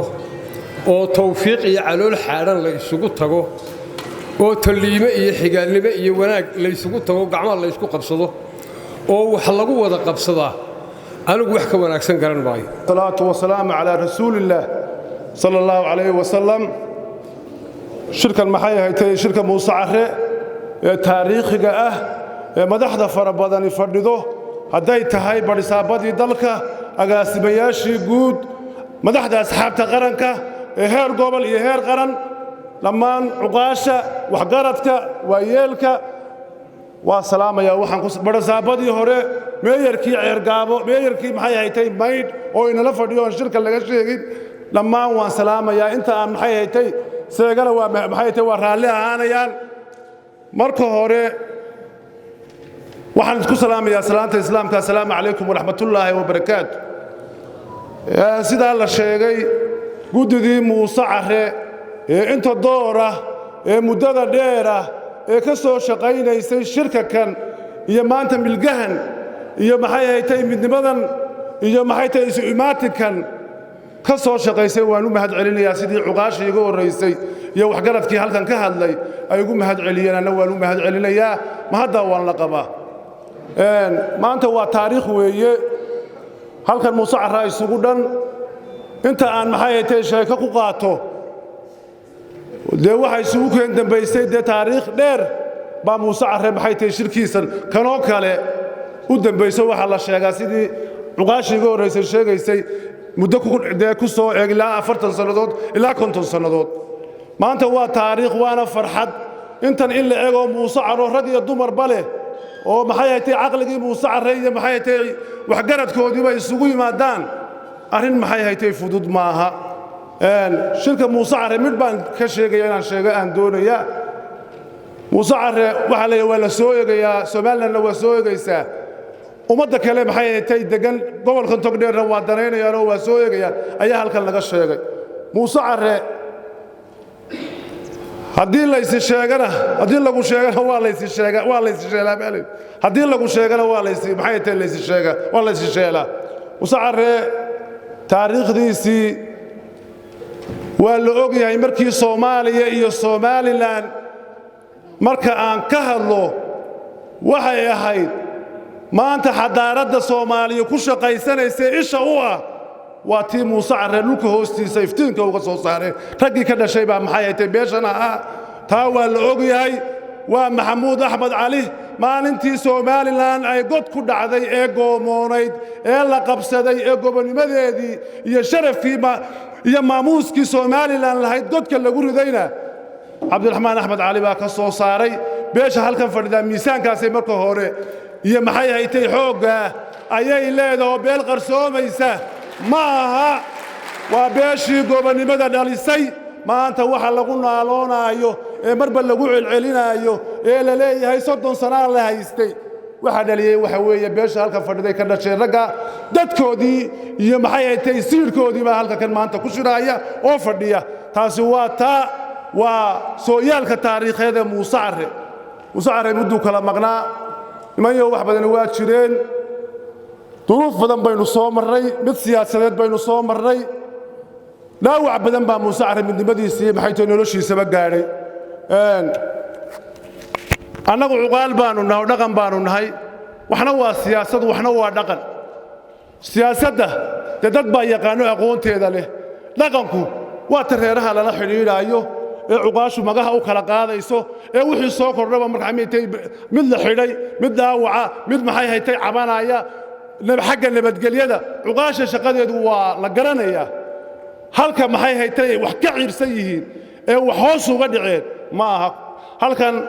ilaa 30,000 oo halaad waa bixinay 3 sano u dambeeyay Muuse Carre waa bixiyay waxana cuqaal baa kala qaadayso kala gureysay oo ummadda u kala gureysay haddaan nabadgelyadaasi cuqaashu ka shaqaynaynin dee sumaynaan imaanay qofba meel baa lagu waarsan lahaa oo lagu kala yaaci lahaa waxaasi xilka wuxuu saaran yahay oo geed joog u ah oo maxay haytay damaanadaasi gacanta ku haya waa cuqaal weeye mar labaadka waxaan salaan sharaf leh u soo jeedinayaa guddida qabanqaabada ee qiimaha badan iyo sharafta badan soo qabatay ee hor keentay maanta Muuse Carre inuu isugu yimaado madashan sharafta leh ee qiimaha badan waxaan kaloo salaamayaa cuqaasha waxaan kaloo salaamayaa dawladda waxa ka jooga dhammaanba xildhibaanadii oo iyaguna jooga oo horteeda ka muuqda xisbiyadii dhammaanba waxaan salaamayaa dadka sharafta leh ee madasha sidaasaan u soo gudbinayaa marka hore marka xigta waxaan leeyahay runta marka la eego madashan waxaa lagu maamulay oo lagu maamusay marti sharaf guud iyo mid gaar ah rag iyo dumarba oo Muuse Carre ah waxa markaas runtii ah in maanta qof kasta oo wax garadihiba uu dareemayaa sharafta ay leedahay meeshan iyo qiimaha ay leedahay aad iyo aad buu dareemayaa waxaan leeyahay inamadaas soo maamulay ee shirkan soo agaasibay aad iyo aad baan mar labaad idinku mahadnaqayaa dhammaantayna waa idin mahadnaqaynaa alxamdulillaah rabbil caalamiin waxaan halka ka salaamayaa cuqaasha xildhibaanada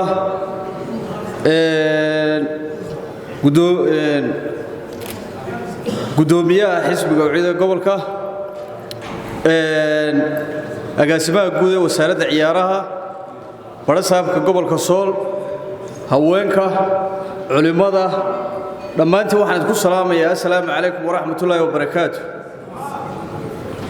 bacda salaan farxad weyn bay ii tahay inaan maanta ka soo qayb galo shirweynaha beesha Muuse Carre ee Tawfiiq waxa halkan aan ka dareemayaa ama ay ila muuqataa midnimadii Muuse Carre iyo wanaagii Muuse Carre iyo wada socodkii Muuse Carre inaynu halka ku hayno inta kadib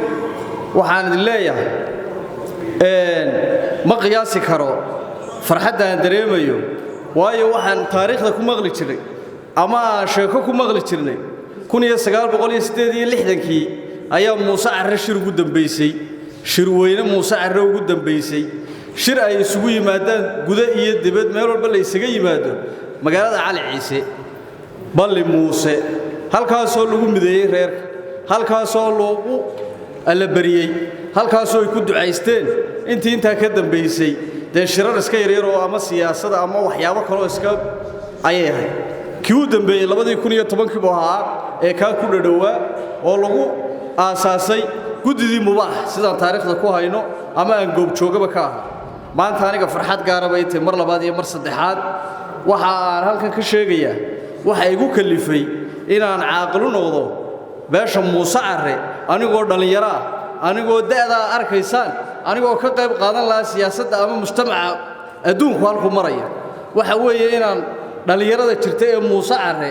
wuxuu isu ahaan jireen inay midnimada Muuse Carre kow ka ahayd anigu waxaan isu aqaanaa caaqil Muuse Carre waxaan isu aqaanaa markaan meel fadhiyo inaan Muuse Carre oo dhan wakiil ka ahay iyadoo cuqaashoo dhaniba taa isu wada yaqaanaan haddana anigu ka gaar baan ahay waxaan ku hadlayaa dareenka dhalinyarada halkaa fadhida inay ka midaysan yihiin inay magacoodii iyo karaamadoodii iyo sharaftoodii iyo mustaqbalkoodii inay ka wada socdaan oo ilaaliyaan midnimo Muuse Carre ku ilaaliyaan waxa weeye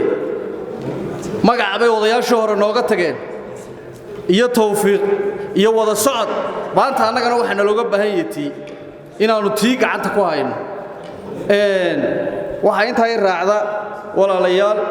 insha Allah ta'ala in wax wanaagsan naga soo baxaan in halka magaca ku qaran naga soo baxo inaanu keenii koobaad noqon inaanu insha Allah ta'ala mar walba aynu ka wada hadalno danaha midnimada Muuse Carre iyo wada jirka Muuse Carre caaqilkii halkan iga horeeyay hadaladii uu ka sheegayna insha Allah ta'ala wufuud halka fadhiday cuqaashuna way ka howlgali doontaa waxbay naga xumaan maayaan midnimada iyo guusha iyo wada jirka Muuse Carre ayaynu halkan wada fadhinaa insha Allah guul iyo gobonimo ayaynu rajaynaynaa waana idin salaamay assalaamu calaykum waraxmatullaahi wabarakaatuh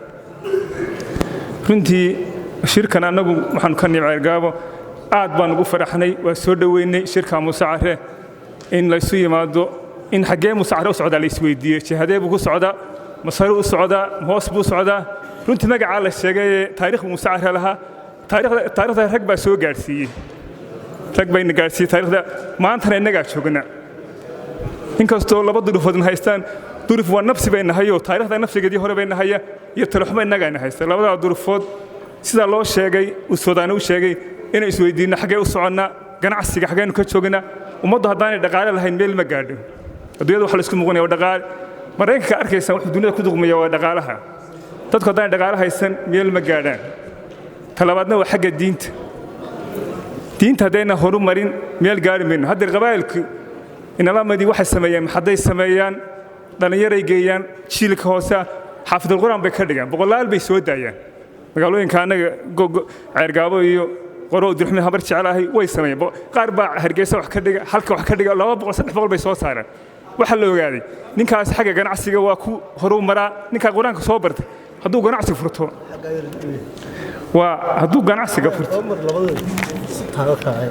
hadduu ganacsiga furto ninkaas waxa la ogaaday xagga ganacsiga xagga diinta horumaraya hatta hadduu iskuulada galo Almaaniga cidi kama sareyso haddaynu diinta horumarino waynu horumareynaa hore waxaan u soo tijaabinay Muuse Carre xagga Almaaniyada aad baynu ku sareynay bal doorka diinta aan tijaabino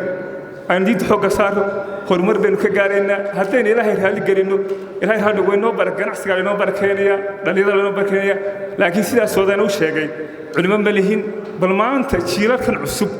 aynu maxadda u furo diinta aan baro wali quraanka aan baro waynu taabanayna horumarkooda 200 300 jiil cusub bay noqonayaan oo soo baxa shirkan wuu baahnayn aad baan u soo dhaweynay in Muuse Carre wax isweydiiyo xagga ganacsiga xagga horumarka والصلاة والسلام على رسول الله صلى الله عليه وسلم رب اشرح لي صدري ويسر لي أمري واحلل عقدة من لساني يفقه قولي إلهي بين مهدينا مركه هراء إلهي سبحانه وتعالى أيام مهض ما أنت هذا الله إسلام لماذا يا إنسان لماذا يا إيمانك الله ينسيه بين مهدينا حقيقة وحي إلهي بحي وحا أقوى أكسن نبعة الإيمان والإسلام بأقوى أكسن نبعة الإيمان والإسلام نبعة الله ينسيه بين مهدينا muuse carrow anigu waxaan idiin sheegayaa ibnu aadamku waa qalbigii adduunka weeye qofku qalbi buu leeyahay qalbiga qofku leeyahay shaygaasa ugu qaalisan ilaahay wuxuu ku abuuray qalbiga ugu qaalisan koomkan ilaahay markuu abuurayna insaanka ugu qaalisan oo ilaahay uu keenay insaanku hadday hagaagaan oo amarka ilaahay qaataan oo dariiqa rasuulka ku qaataan oo manhajka ilaahay raacaan insaanku adduunku wuu hagaagaya ilaa nebi aadan ilaa maantoo la joogo waxaa wax ku hagaageen dhb ma ahayn maadina ma ahayn waxay ahaayeen amarka ilaahay oo la qaato lagu qaato dariiqa rasuulka sala allahu calayh wasalam nebi lama soo dirin ilaa dadka wuxuu ugu yeerayaa xaqa ayuu ugu yeerayay nebi lama soo dirin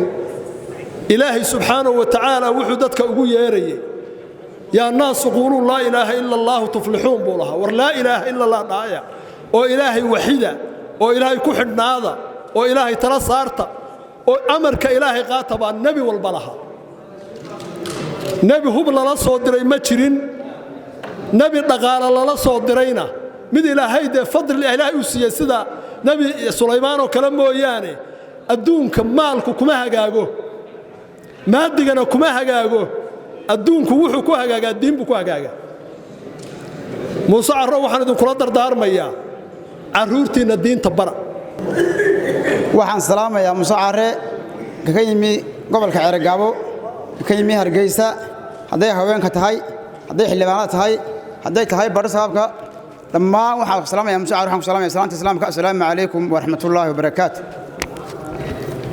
shirkan tawfiiq muuse carre waxa weeye shirkii hore ka duwan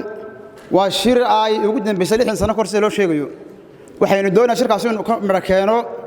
uu keeno midnimada muuse carre waa koow keeno horumarka muuse carre aynu u dadaalo sidaynu raadiyada kale riig ugu darsanay arrimaha dadku waa beelayaan baa jirta dhul baa lagu haraaday marka dad baa haraad u liita in lagu darsado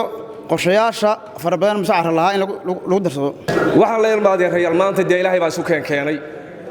waxaynu doonaynaa inaynu midho dhal iyo sharaf iyo sidaynu ahaan jirnay aynu noqonno ninkuna hadduu yidhaahdo saasaan ahaan jiray oo wax kala qaabilo hawsheeday leedahay saasaannu ahaan jirnay cid wax ina yeeshay cid ina dishay ma jirto wax aynaga inaga dhimanoo annagu aan iska dhinnay mooye cid wax ina yeeshay oo bila'aadini ma jirto cid wax inaga qaaday waxaan leeyahay shirkaa tawfiiq muuse carre dee waa loo hawan yaho ummadda wuu kaga beddelan yahay shirkaa tawfiiq wanaagna waa ka filaynaa wanaagna waan u keennay insha allah waana ka rajaynaynaa wanaag iyo midho dhal inuu noqdo waxaan leeyahay ninka min baa wuxuu yidhi ilaahayow waan kuu tukaday buu waana iga dhab ilaahayow waan kuu tukaday waana iga dhab ilaahayow mustaqbalka muuse carre iyo danta muuse carre guud inay iga dhab tahay haddaan ku dhaartay wax dambi igagama jiraan الرحمن الرحيم وبه نستعين على أمور الدنيا والدين مدحض الشرفت له تلوينها موسى عرّي مدحض الشرفت له لا ماكل الدون ماير كما قال هذا ميد وأن مر واحدة هلكا لقوا صدرين مدحضة يسدوها قبلك سنة هدي الله هذا كله بيسيقه وأنا إذا مرقنا سوق قادين برا صابك إيوه بنمغلي إيوه هدي الله يراهو مايرك إيوه هدي الله يراهو أيان مغلي مدح ذكر الدون مدول بتات الكذا أيانكم السلام يا السلام عليكم ورحمة الله وبركاته السلام كدب تلوينها شرفت له آدي بانو سلام يا وأيو أنا وحنو كنيمي ميل مقرنا يسا كدروك سنتولكا oo koone ah waanuna isku duubanahay ilaahay mahadi waanuna isku duubanahay waxaanuna doonaynaa oo soconay muuse carre isku duuban Soomaalidu waxay tiraahdaa talada waa laga abaarsadaa haddii talo la waayo waxba ma imanayaan tala wax lagu noqdaa tala dadka midaysa tala dhaqaalaha keenta talaa wax walba soo saarta haddii tala la waayo wax laale wax imanaya ma jiraan oo dadku ay hoggaan iyo meelay ka duulaan waayaan waxba ma imanayaan waxaanu la nimi qalbi saafi ah ilaahayna waxaan ka rajaynayaa in ilaahay uu ka soo saaro midho la cuno shirka kan ilaahayna saasaan ka rajaynayaa guddida qabanqaabada ee isku hawshay habeen iyo maalinba u soo jeeday aad iyo aad bay u mahadsan yihiin aad iyo aadna waa u mahadsan yihiin waxaan leeyahay isku duubni baynu wax ku noqonaynaa waxa aynu isu geynay inagu isu geysanay baynu isku canaananaynaa waxaynu inagu isu geysanay baynu isku canaanan talaynu u baahannahay mida bari iyo galbeed على محمد وعلى آل محمد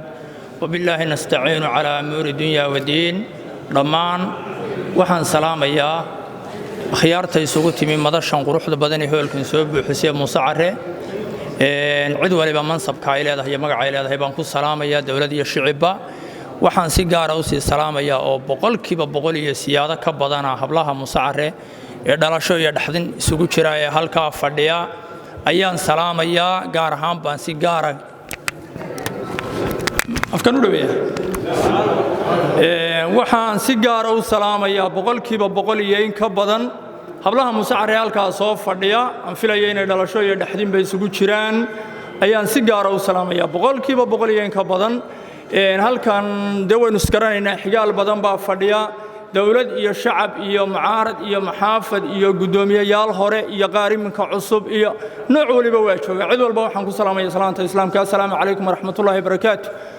bacda salaan kolley waa hadal dabadii iyo hambad dabadii weeyaan aad iyo aad baan shirkana u bogaadinayaa ka soo qaybgalayaasha iyo guddida sharafta badan ee inoo soo qabanqaabisayna aad iyo aad baan u salaamayaa inta marka laga soo gudbo kolley raggii hadlay halkan ka hadlay dhammaan hadalkoodii ama badidooda siday u yidhaahdeen baan dawlo leeyahay oo aan u qaabilsanahay inta marka laga soo gudbo halkan cuqaal badan baanu ku fadhinay halkanna waana lagu soo hadal qaaday meelo kale oo badanna waana lagu soo hadal qaadaa waxaan leeyahay war cid waliba reerka door bay leedahay cid waliba doorkeeda ha qaadato talabaad inaynu isxamanno iyo inaynu xaqiiqada ka warwareegno maahee waxa la yidhi suudi yalaxow baa cali mahdi wasiiruu ahaa wasiir ku-xigeenuu ahaa wax adigu wasiir ku-xigeen buu ahaa baan filayaa dabadeedna suudi baa cali mahdi baa muqdisho looga yeedhay suudina waa ka daba tegey war haddii madaxweynihii halkan yimi adigu maxaa doonaysaa baa la yidhi wuxuu xaan rabiyaa musacare ama yuu naxamanayo ama ha naxantee waxaad rabtaan baanu rabnaa dowladahaanuu gelaynaa shicibkaanuu gelaynaa halkaannu danmoodnaanuu gelaynaa haddii kale dee nolosheennu nolol isku tiirsanoo cid waliba iskaga warhayso iskaga xidhnaato ha noqoto bismi illaahi raxmaan raxiim allahuma salli calaa sayidina maxamed wacalaa aali sayidina maxamed asalaamu calaykum waraxmatullaahi wabarakaatu ugu horrayn waxaan salaamayaa oo salaanaad u qiimo badan ku salaamayaa beesha musacar inta madasha fadhida inta maqan inta dibadda jirta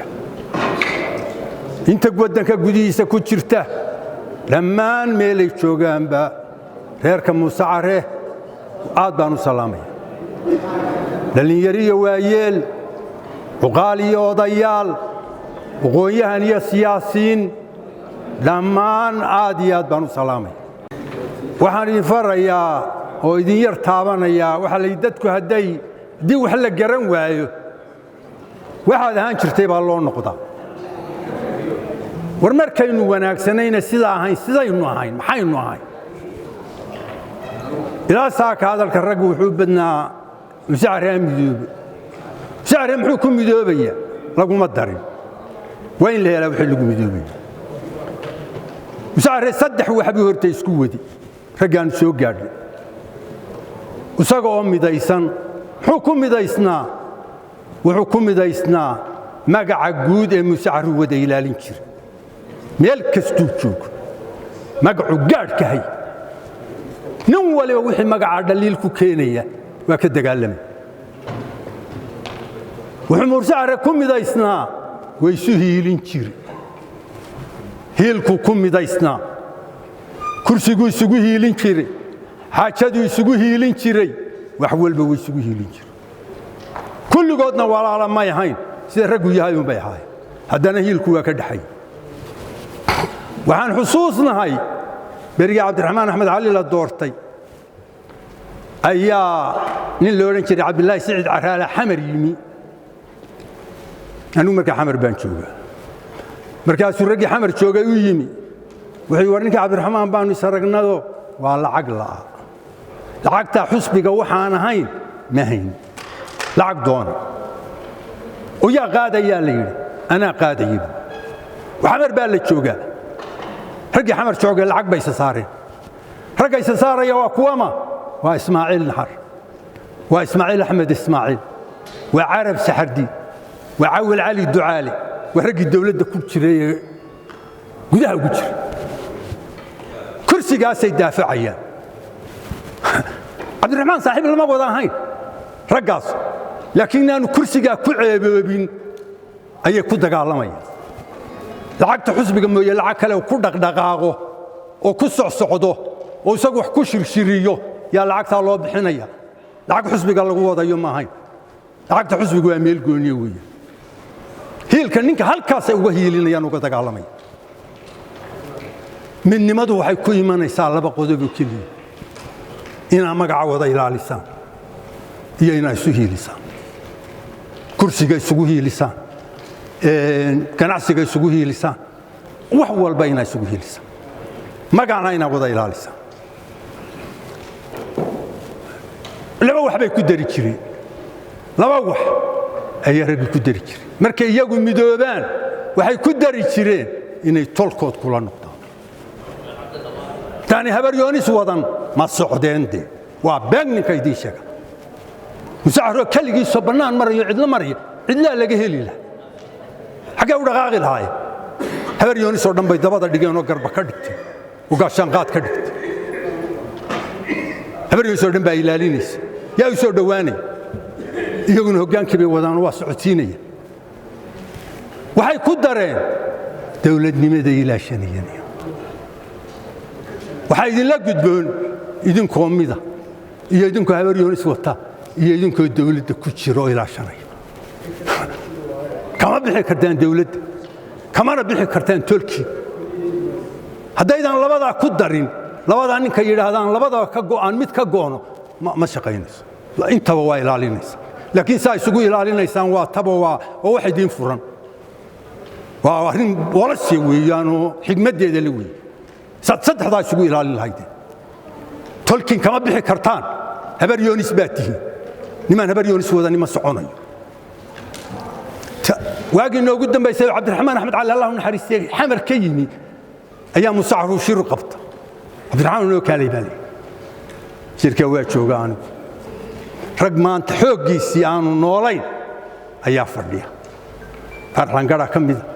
cali jaan colaad baa ka mida yuusuf xaaji caweed baa ka mida cabdiraxmaan maxamed rag aanan idiin tirin karayn baa fadhiya caawa ninka noolayn markii layswaraystay ee warkii dhammaaday ee uu warramay ee la hadlay yaan yidhi cabdiraxmaan ku yidhi cabdiraxmaanow afkaygaan ku weydiiyey maxaad musacari tale kaga tegaysa maxaad nagaga tegaysa wuxuu yidhi waa la wada fadhiya waxaan idinkaga tegayaa musacari mideeye musacarina habaryoonis ha mideeyeen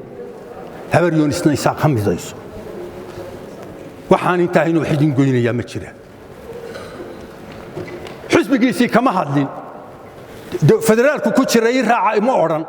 hayaa ima odhan mustaqbalka reerku ka teliyey nin kastoo kursi ku fadhiya kursigiisana inuu ilaashado xaq buu leeyahay mustaqbalka reerka inuu ilaaliyona xaq buu leeyahay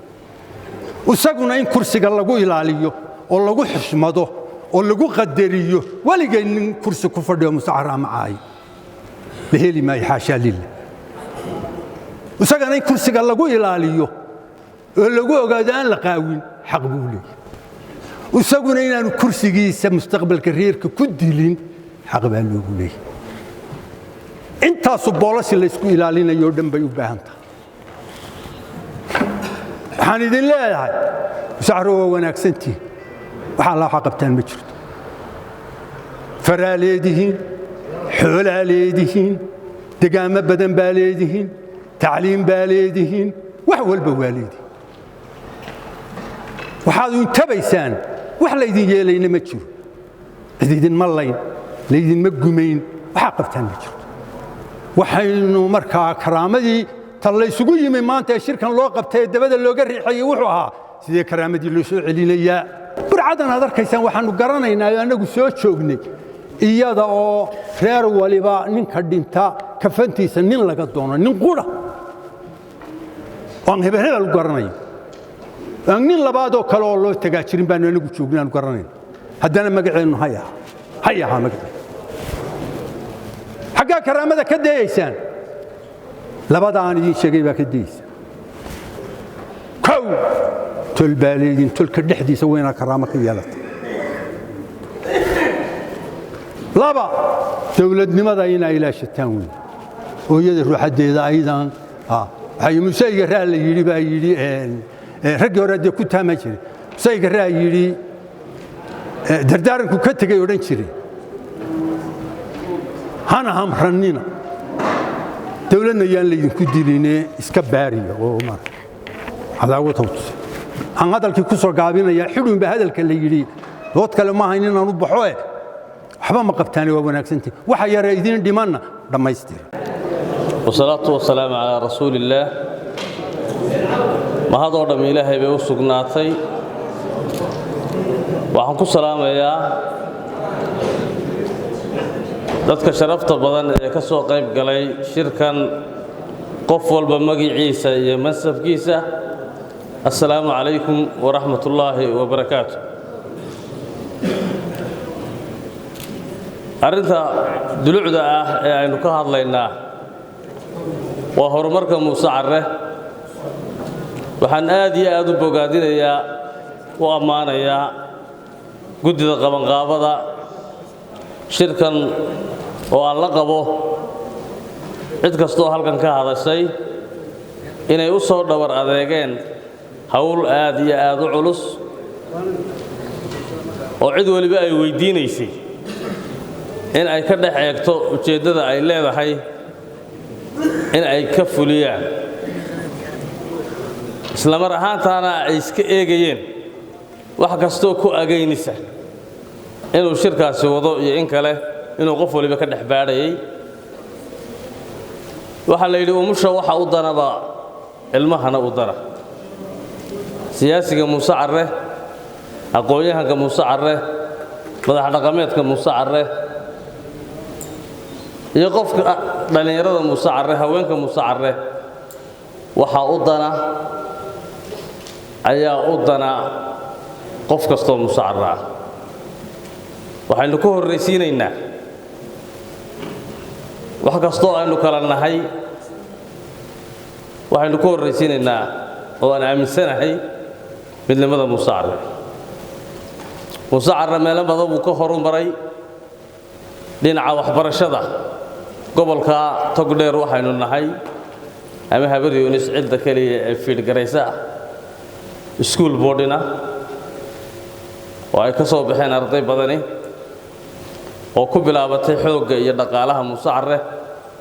iminkana ku socota intiisa badan xoogga iyo dhaqaalaha muuse carre inkastoo tayada waxbarashada ka soo baxaysa aanay halkii la doonayay gaadhin haddana waa arrin waxtar leh waxaynu horumar ka gaadhnay inaynu doorashooyinka si midaysan uga qayb qaadanno golayaasha deegaanka iyo baarlamaankiina soo maray iyadoo hore muuse carre arrintaa aanay ugu kala sabri jirin in uu ku soo baxay rashiid faarax oo golihii deegaanka ee hore ah maxamuud faarax gurey oo golaha wakiiladee hadda ah mustafe muuse qasaal oo isaguna iminka golaha deegaanka ah arrintaa wax weyn baan ku lahaa haddaan ahay cabdirashiid caydiid yaasiin budligeeda iyo midnimadeeda qayb weyn baan ku lahaa waanan ku faanayaa in ay taabo gashay oo ay midho dhashay waxaana ku rajo weynahay inay halkaa ka sii socon doonto muuse carre meelo badan buu u baahan yahay inuu ka horumaro horumarka la doonayo inta aynu hayno in la mida waxay naga jirtaa xagga dawladda waxaanu ballan qaadaynaa inta iyada xukuumadda kaga jirtaa in wixii ku munaasiba aanu ka doonno oo aanu idin horkacno hadday tahay xagga waxbarashada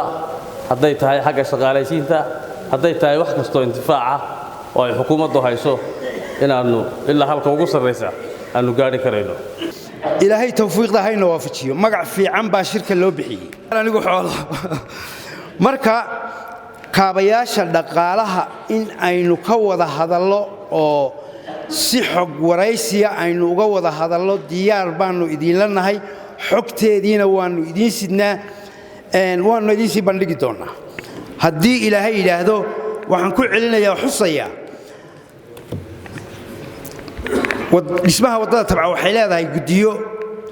ay maanta qaarkood nagala socdaan kolley su'aashaasi xaggiinnaan u soo riixay jawaabteeda waan idinka heli doonaa baan filayaa horumarka dadku wuxuu ku yimaadaa investmentka in dadku ay sameeyaan in ay maal gashi sameeyaan waxaa nala socda cige axmed cige isaga inta badan reer barco waa yaqaanaan qaybo badan oo kalluumaysiga ah oo maydh ah oo uu ka soo qayb qaatay baa jira waxaan jecel lahay war adduunka berrigu wuu yaryahaye baddaa iminka anfac badane bal investmentka baddana inaad ku tashataan oo iyaduna waa lagama maarmaan waa qodobada iyadana aan wax idinka sidno haddii ilaahay yidhaahdo intaa waxaa ii dheer runtii aad baannu annagu si gaara ugu faraxsannahay xalay 8 iyo barhkii baan ka soo baxay ceergaabo 1 iyo barhkiina burcaanimi taasi waxay muujinaysaa sida ay dadkii isugu soo dhowaadeen oo meeshii aanay u fogayn haddaba reer burcodeen nama soo gaadhaan war waxaad leeyahay waddadii waa 5 saacadood iyo wax ka yaray de kolley inaad waddankii ka soo war doontaanna waa lagama maarmaan iyada wixii xog ah waan idiin sidnaa waynuna iska waraysan doonnaa الحمد لله رب العالمين ثم الصلاة والسلام على أشرف الأنبياء والمرسلين سيدنا ونبينا مولانا محمد السلام عليكم ورحمة الله وبركاته marka hore waxaynu mahadnaqaynaa Ilaahay subhanahu wa ta'ala makaakan quruxda badan leh ee maskaxda dheeraadka la geliyay isugu keenay waxaan u mahadnaqayaa guddida dhalinyarada ah ee 8 ka kooban ee inoo soo qaban qaabisay shirweynahan quruxda badan ee aynu caaqil iyo codkar iyo culimo iyo madax mid walba isugu keenay anigu maanta aad baan u faraxsanahay waxaan ku faraxsanahay in aan arko Muuse Carro oo isku tawfiiqa isku qalbiya oo madax iyo mijaba meel wada fadhiya aad iyo aad baan ugu faraxsanahay hadalkii dee rag badan oo naga horreeyo na ambiyey baa hadlay hadal badin markaa ma hadhin odayaashuna way caajiseen oo waan ka war hayaa waxaan see ku dardaarmayaa Muuse Carro dalkan waxba ka ahaan jirtay waqtigii caalanka la qaatay iyo intii ka horreysay waxba ahaan jirtay dad muuqda ayaa ahaydee intii caalanka la qaatay ee 60kii ka dambeysay ee Soomaaliya isku jirtayna wax muuqda ayaa ahaydee bal iska daaye waa ka war haysaano inamadii 61kii dabcaynay Soomaaliland dib u soo celiyaan Muuse Carro u badnaayeen Soomaaliland cidii dhalisayna Muuse Carro ahaayeen midooba isku duubnaada aragtidiina mideeya markaas aad guur gaaraysaan midda shirka waxa la shirka siyaasad lagaga hadli maayo marka hore horta siyaasad waa maxay siyaasad waxay culimadu yiraahdaan waa ricaa shu'uun naas waa dadka oo dantooda un la ilaaliyo ayaaba siyaasad la yiraahdaa Muuse Carrana de waa reerka qura maanta ummadda Soomaaliland iyo ummadda Isaaq iyo tagaraxajisba ay siyaasad ku tuhmayaan marka waxay la tahay shirka siyaasadeed ka maqnaan mayso oo way ku jiraysaa aynu isqiimayno marka laga hadlaayo halkaynu maanta taagannahay aynu isqiimayno shalay halkaynu taagnay aynu ka hadalno fishin yeelanno halkaynu u soconnaa intaba isweydiiya oo intaba siyaasadday soo gudagelaysaa waxaan leeyahay shirkeennan haddaan soomaaliya oo dhan eegay somalilan oo dhan baa eegaysaa isaaq baa eegaya garaxaajis baa eegaya muuse carraa shiraya dadka waa wax ku weyn bal qof walowba qalbigaaga geli muuse carraa shiraaya dadka waa wax ku weyn waxaa laydinka baahan yahay inaad talo fiican oo dalka u dana dowladnimadeenna u dana reeraha u dana inay inaga soo baxdo ayaan rajaynayaa biidmillaahi kariim laba saddex qodob oo muhiima baan doonayaa inaan xuso horta qodobka koowaad waxa weeye waa midnimadu aynu ilaalino midnimadu waa muhiim in midnimada ilaashano wax ka muhiimsan ma jiraan taa tirada aynu nahay haddaan qabiil hindiya ag dhigo saddex kala tirsada qoys hindiya oo saddex kala tirsada haddaan ag dhigo tirada nahay way isleegta simboli dad qaybsami kara ma nihin tirada aynu nahay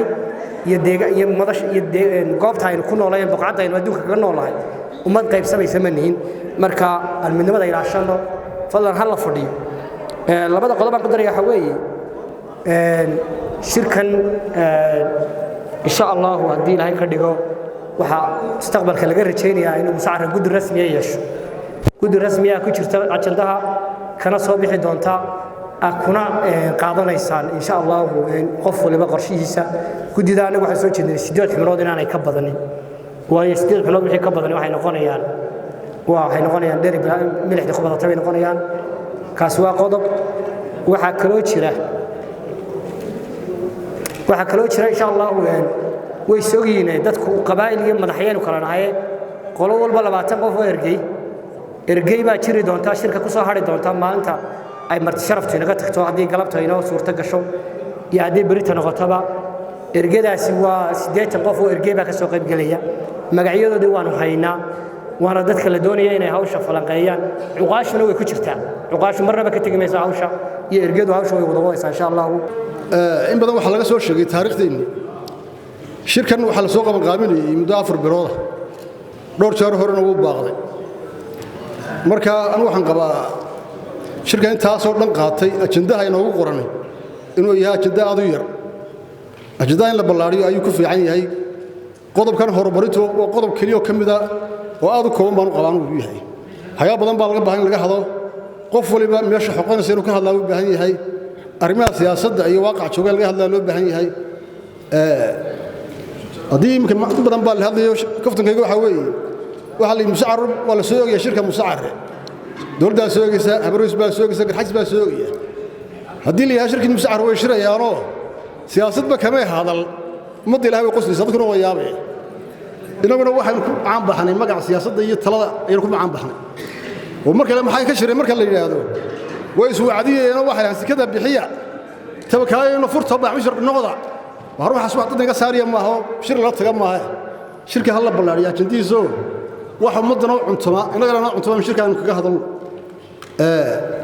qadiyadan hogaaminta ama siyaasaduhu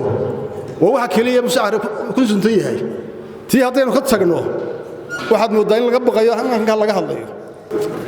markii aanu xagga ka nimeelay musaacir waa shirayaa yani isaanu isu soo qorsheynay baa garanaysa inaan horumarka iyo ma aanu nimaadin hadduu shirku magaciisa baa yidhi siyaasadda ma laga wada hadlaya siyaasadda annagu siyaasadda kuma imane tolka muuse carraanu ka nimid rag baa dee siyaasadda u qaybsan haddaa wax ka keenaysaan annagu waxaanu idin leenahay xaadir naadir baanu idin leenaho diyaar baanu idin nahay haddaa wax ka keenaysaan weeyaan haddii kaleeto wax siyaasada iyo wax reera annagu midna shaqo ku milihin waxaanu shaqo ku leenahay inaannu kalluunka yaga iyo beertayada farannaa haddii aanu tolnimo iyo wanaag idin keenaysaan noola imanaysaanna waxaanu leenahay ahlan wasahlan baanu idin leenahay waxaan kaga tegayaa mala halka ka wax jooga dee rag wasiiro iyo wax loogu ballan qaado annagana nagu guuraye waar ilmaad rabo meesha intaa noo tagtaan idinkuna noo kaale muuse carrana wax ka codsanaya horta mid baan idin sheegaya dawlad kasti dawlada aan badal hayna Itoobiya ka mid tahay halkan ay u soo buuaysay Uganda ka mid tahay Biraaya ka mid tahay meeshii bad leh baa la isugu imanaya badii baanu idin haynaa oo barigii baanu idin haynaa oo waxaanu idin haynaa gaadiidkii baanu idin haynaa waxna la qabsado oo lacagta ah haysataan anaga nagu soo maalgeliyo idinku joogo waxayna ka qaata faa'iidadana qaata anagu aan faa'iideysano inta u yare aanu aragnay anagu biyaha Suudaan noo yimi 20 inan bay noo shaqaaleeyeen 20 hadeer bacmushirkii baan soo baranayna dukaamo yar baan furanay bacmushirkii baan soo baranayna biyihii 20 baan uga shaqeeyaa maalintiina 20 waa ka cabnaa bilaasha meesha aan joogo joogin jirin waxaan leeyahay bacmushirku waa sidaas ilmaad waxay yeelaysaa salaan ka bacdi de anagu waxaan u soconay shirka Muuse Carre ayaan u soo ambabaxnay shirka Muuse Carre ayaan u soo ambabaxnay hadaan nahay beeshayada ka timi Muuse Carre bari emayd waxaan u soconay inaanu shirka ka qayb galno oo talkaya la soo wadaagno ayaan u soconay marka waxa weeyaan insha Allah wax wanaagsan way noogu dhamaanayaa wax wanaagsan insha Allah way noogu dhamaanayaa waxaanu rajaynaynaa de wax badan inaanu annana ka sii faa'iideysana oo la noqonnaa idina aanu idin ku kordhinaa ilaa ka yimi bari baanu nahay waxaanu doonaynaa inaanu tolkayo wax la sii qaybsanaa waxna la ogaanaa wixii reerkuna inuu midoobo oo waliba xagga dhaqaalaha iyo xagga midnimada iyo xagga tacliinta saddexdaba anigu waa taageersan in wax laga qabto siyaasadda anigu kuma jiro taa anigu ra'yi ahaantayda waayo saddexda uu maanta reerku u baahan yahay waa midnimo ganacsi iyo bay'ad misirkoo la balaariyo iyo reerkoo maqaalfo iyo wanaag kala hela laba qof oo kasto meel isugu tamaaday ilaahay cabsidiisa is xasuusiya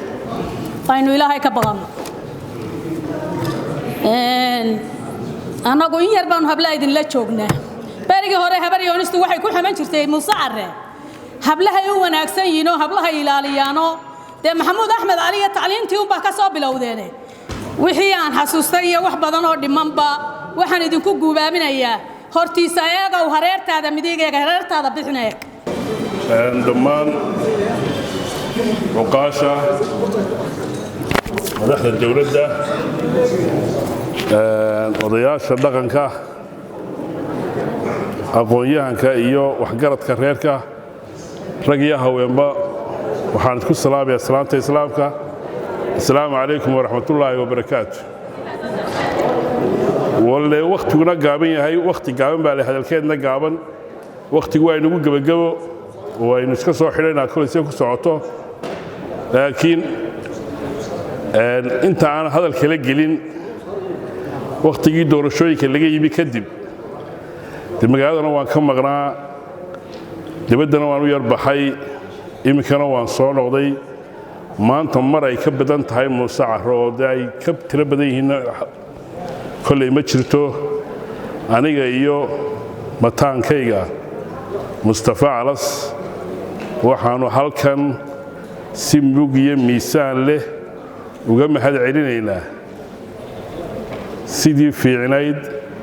ee reerku codka noo siiyey marka imkana ilaahay baynu mahad celinaynaa waxaan caawa ammaanta aan aad ugu celcelinayaa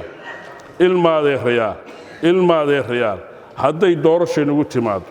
oo doorasho damba timaado nin isxagta nin yidhaahda hebel baa berigaa waxaa yidhi nin yidhaahda waxbaa la sameeyey waa ninoona nin ha u danaynina magaca guud u danee magacuna soo bixis iyo guul buu ku wanaagsan yahay nin walba waa ku dhibaato inuu ka fakero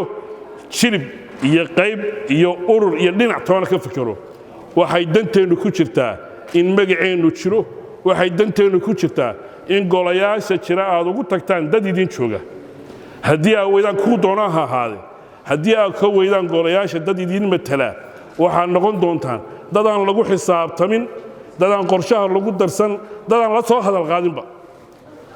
ilmaadeerayaal waxaan idka codsanayaa wixii uurkiinna ku jira iyo wixii aad tabanaysaanba ilmaadeeraysa saamaxa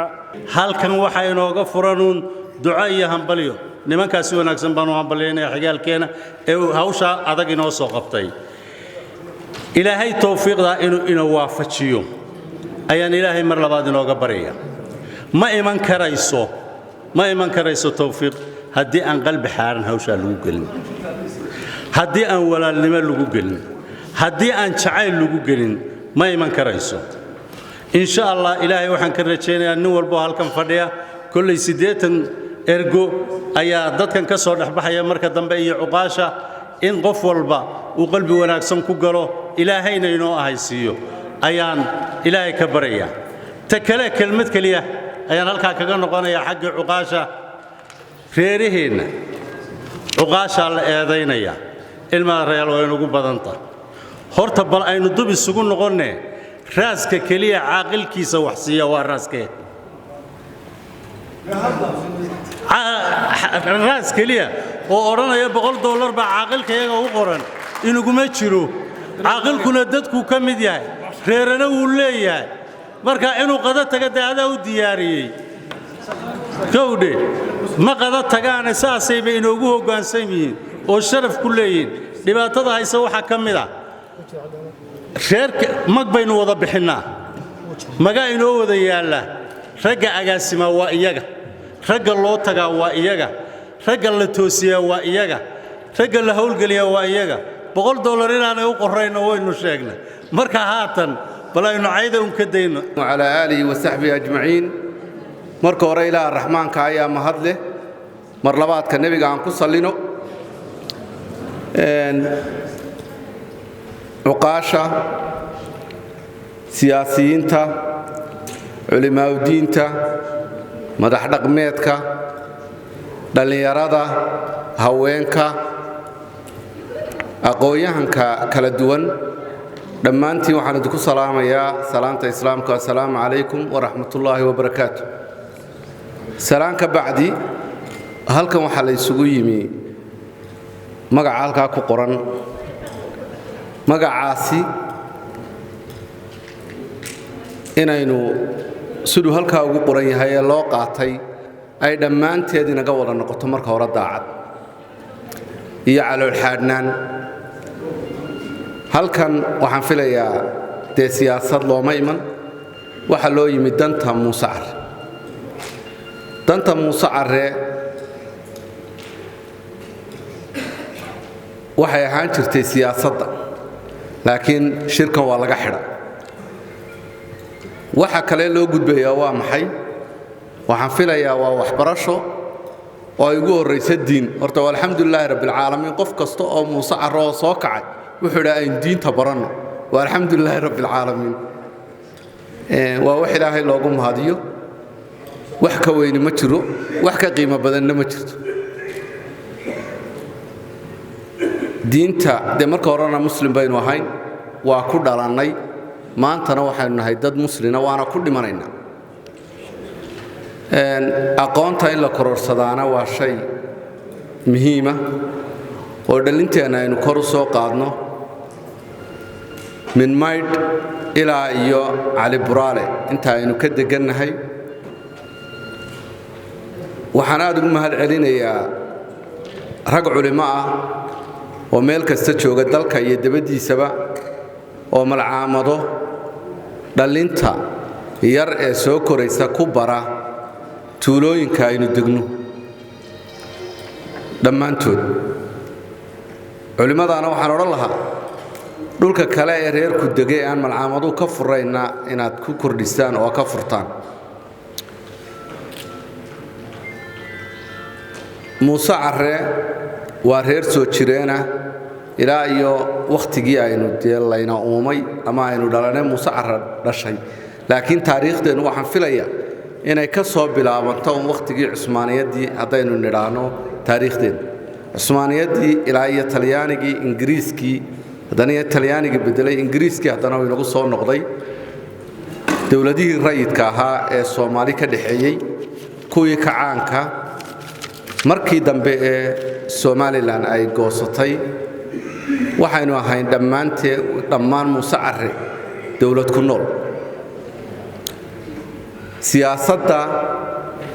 dowladda waxaa lagu gaadhaa ama higsigeeda uu tagaa qofku markuu hogaamiye noqonayo waa aqoonta horta marka hore waa inaynu aqoonta dhisno dhalinteenna guda iyo daba joogtaana ay waxbarasho u kacdo kii wax baranayaana uu dalkiisa ula soo noqdo anugu ka cabdikariin ahaan muuse carre wax kasta oo layga soo baahdo diyaar baanu ahay waxaan leeyahay nin kasta oo muuse carre oo meel joogaana inuu magaca muuse carre ilaaliyo oo taariikhda siyaasadda muuse carre uu ku suntan yahay inuu nin kastaaba magac ku yeesho meesha uu fadhiyo meesha uu joogana uu ka muuqdo taasi waxa weeyaan ta ilaalinta magaca iyo qaranka Soomaaliland iyo shacbiga aynu la noolahayba inaynu magaceenna uu ka muuqdo waa shay muhiim ah waxaan oran lahaa in maadeerayaal waa muhiim shirka halkan la isugu yimi inkastoo siyaasadii laga saaray oo qoladayada dad siyaasiyiinta ee halkan fadhiya ragga ama wadani ha noqdaan ama cudan noqdaan ama kulmiye ha noqdaan waxay jeclaan nin walba in siyaasadda lagu daro waayo Muuse Carre rag iyo dumar waa siyaasiyiin waxaad moodaa inay ku dhasheen kamiyiga jooga siyaasadda waxaad moodaa in buug loogu dhigay inagu waxaanu dhaqanay waa siyaasadda xoolama dhaqano siyaasaddiina waxaad tiraadeen shirka in lagu qaban waa cuqaashi way mutaysiin cuqaashi in la amaano waayo cuqaasheenu waa hogaankeenna uu qaldami karaa laakiin yaa toosinaya weeye nin waliba ninka soo doortay ee caaqilka uu yahay hadduu qaldamo dee si hoose waxa ugu sheego laakiin inaynu cuqaasheenna suuqa ka cayno oo suuqa ka maagno oo xamanno ma fiicno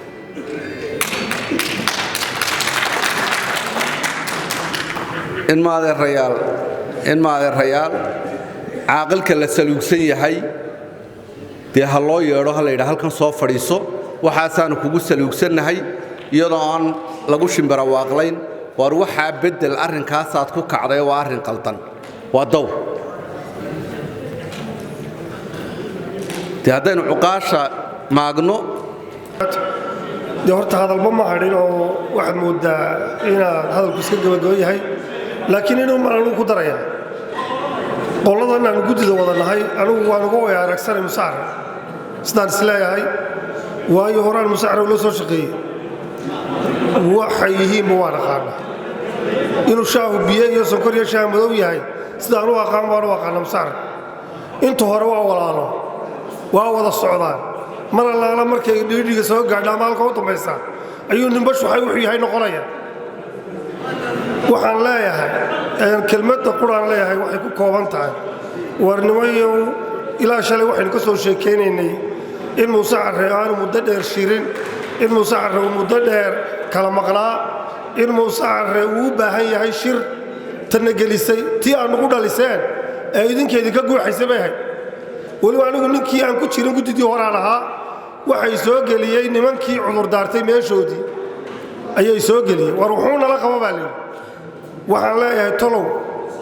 kelmaddaan idin leeyahay waxa weeye inamad wada deeqo wax kale waxayna wada deeqda kelmaddii ninkii gabyey celi siciid uu yidhi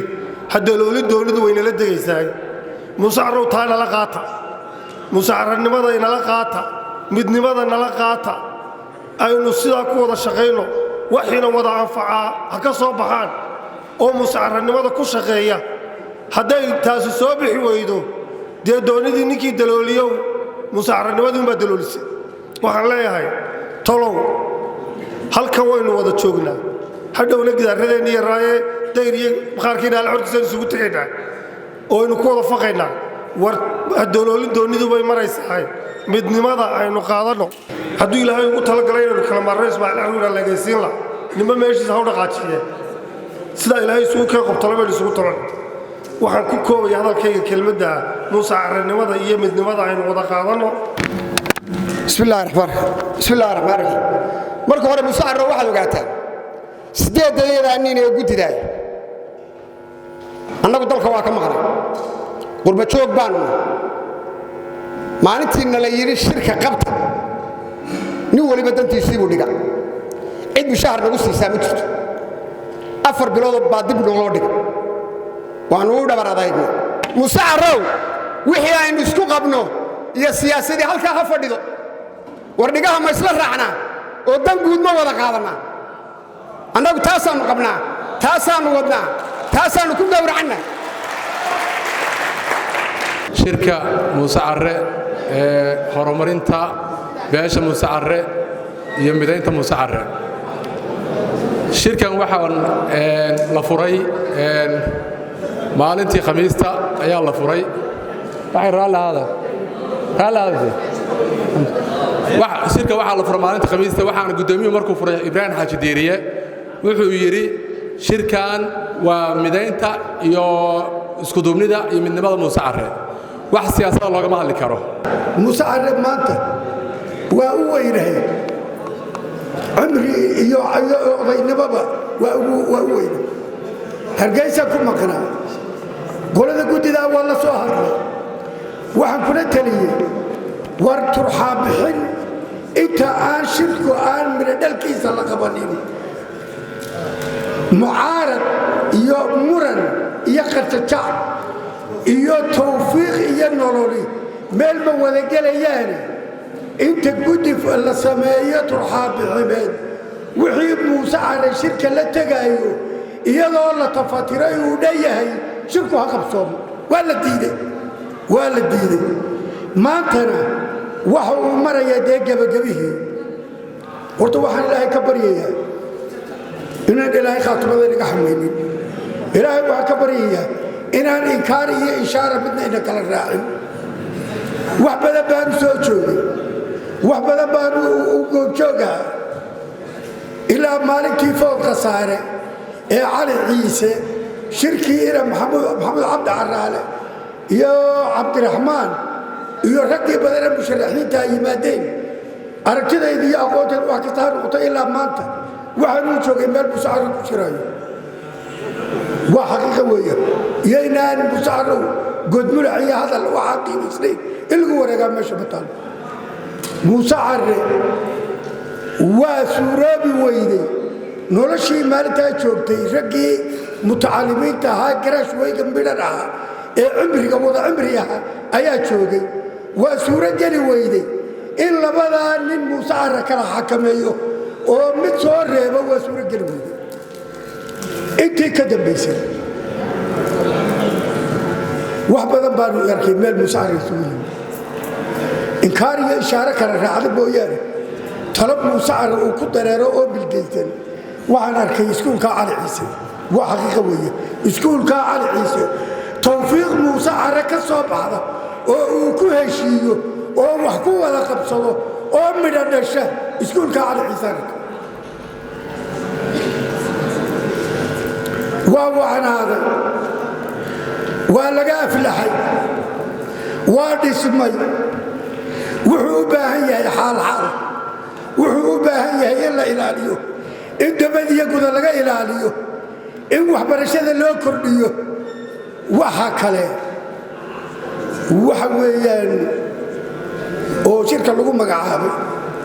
degaan iyo horumar degaanku dee taluu u baahan yahay rogrog buu u baahan yahay isweydiin buu u baahan yahay dhaqaale u baahan yahay wax qariirad la sameeyey oo wax lagu fuliyo ma aha inta kursi la fadhiisto wax la yidhaahdo waxba ma dhasho waxaa dhasha intaan shirku qabsoobin in ajandho loo sameeyo oo sidii ay ku hirgeli lahayd iyo wixii lagu hirgelin lahaa iyo wixii lagu qaban lahaa iyo meeshii lagu dhigi lahaa iyo fakarkii lagu qaban lahaa in laga shaqeeya buu baa inabada waa mahadsan yihiin dee waa aragtidoodii waa soo bandhigeen qodobana waa soo sameeyeen yeelkadeeda adduunyadu mar ma wada dhammaato anigu waxaan leeyahay horta haddii midhodhalkaa maanta shirkeenna war hal qodob war intaas oo waxoo la soo jeediya waxba ma dhasho waxaa dhasha war maanta maxaynu qaban karaynaa maanta maxaynu qaban karaynaa hal qodob aynu inaynu maanta ku kala tagno oo nidhaahno halkaa qodob aynu maanta qabsanno oo aynu ku salayno oo dhaqaalihiisa iyo taladiisa iyo waxqabadkiisa aan ku salayno kaasoo ah matal deegaanka aan wax ku yeelanna dhow baa la yidhi ee xagga ka sokaya waa hindisho baryahaba jiray waa mid habaryoorisa nagu boorinaysay waxay ahayd inaynu meeshii helno inaynu dhaqaalihii helno inaynu ciddii maamulaysay helno inaynu farsamadii helno dabeedna maanta aynu ku guddoonsanno anigu horta guddi baa la sameeyey waa la sameeyey cawil yuusuf baa ka hadlay wax badan baa guddi muuse caraa la sameeyey ma garanayaan uu sidii ay u noqon doonto guddidii talaya maxay tahay iskuulka maamulaysay afkaar muuse care ee maxay tahay xildhibaan rashiid faarax cali oo inta badan guddoomiyaha u ahaa afkaar muuse care ku anfaxo oo horta isku raaco oo badan horta taasaa jira maantana waxa weeye shirki waa inoo dhammaaday wuxuu doonayaa haynoogu dhammaaday waxaa la yidhi buur baa foolatay maxay dhali doontaa maxay dhali doontaa waxaa la yidhi irbad bay dhashay ilaahay inagama dhigo muuse carrow in shirkeennu noqdo muuse carre meel buu isugu yimi waxba kama soo bixin waxa weeyaan wallaahi inaynan boqolka sanoodaad oo soo socda inaynaan mina dhalayno waxa weeye war bal garxajis bay waxaynu isku haysanaa bal shirka aynu inoo gabagabowye aynu shirka geenna garxajis halkaa ha fadhiisto oo jajmankeenna ha dhegaysto maxaa dhiba ku jira ma madaxweyneyaalba ma siyaasiyiinba waa rudee reer waa taageersan yihin soomaalilan oo dhan baa reer ku taageersan soomaalilan oo dhan baa wax ku haysan war inay guddida garxajis ay ajane inoogu ducayso oo inoo hambaliyayso ma iyagay wax u taraysa mise inaga wax inoo taraysa waxa weeye ninkii doonaya kulmiyuu noqonaya ninkii doonaya ucud buu noqonaya ninkii doonaya wadani buu noqonaya laakiin waxaa inaga dhaxaysa magaca guud baa inaga dhaxeeya talada guud baa inaga dhaxaysa inaynu wax wada qaadanaa baa inaga dhaxaysa habaryooris waa shirtay garxajis waa shiray mid walba go'aan baa ka soo baxay annagu waxaanu taageersannahay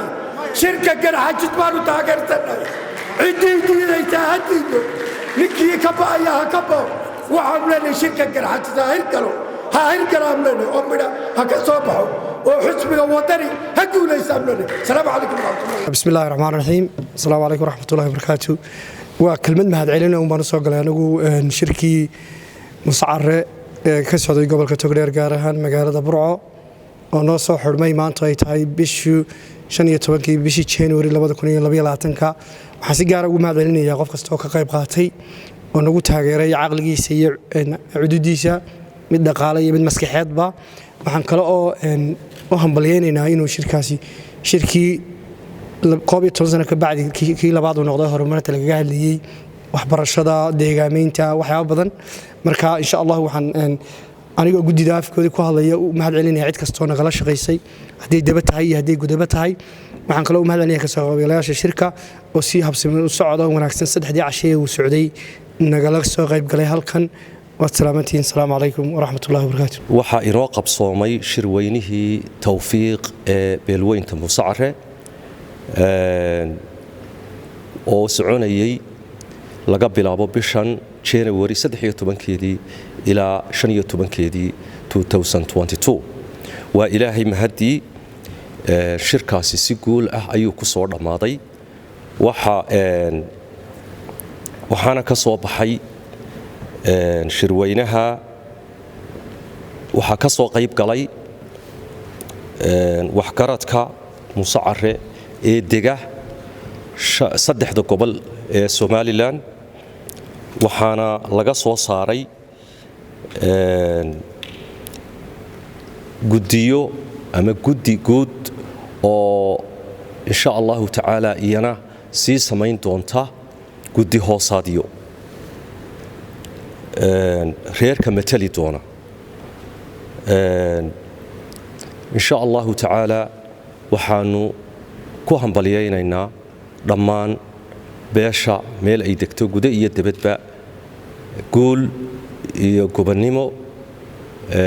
ayaanu ku hambalyaynaynaa guda iyo dibadba. Assalaamu calaykum waraxmatullaahi wabarakaatu.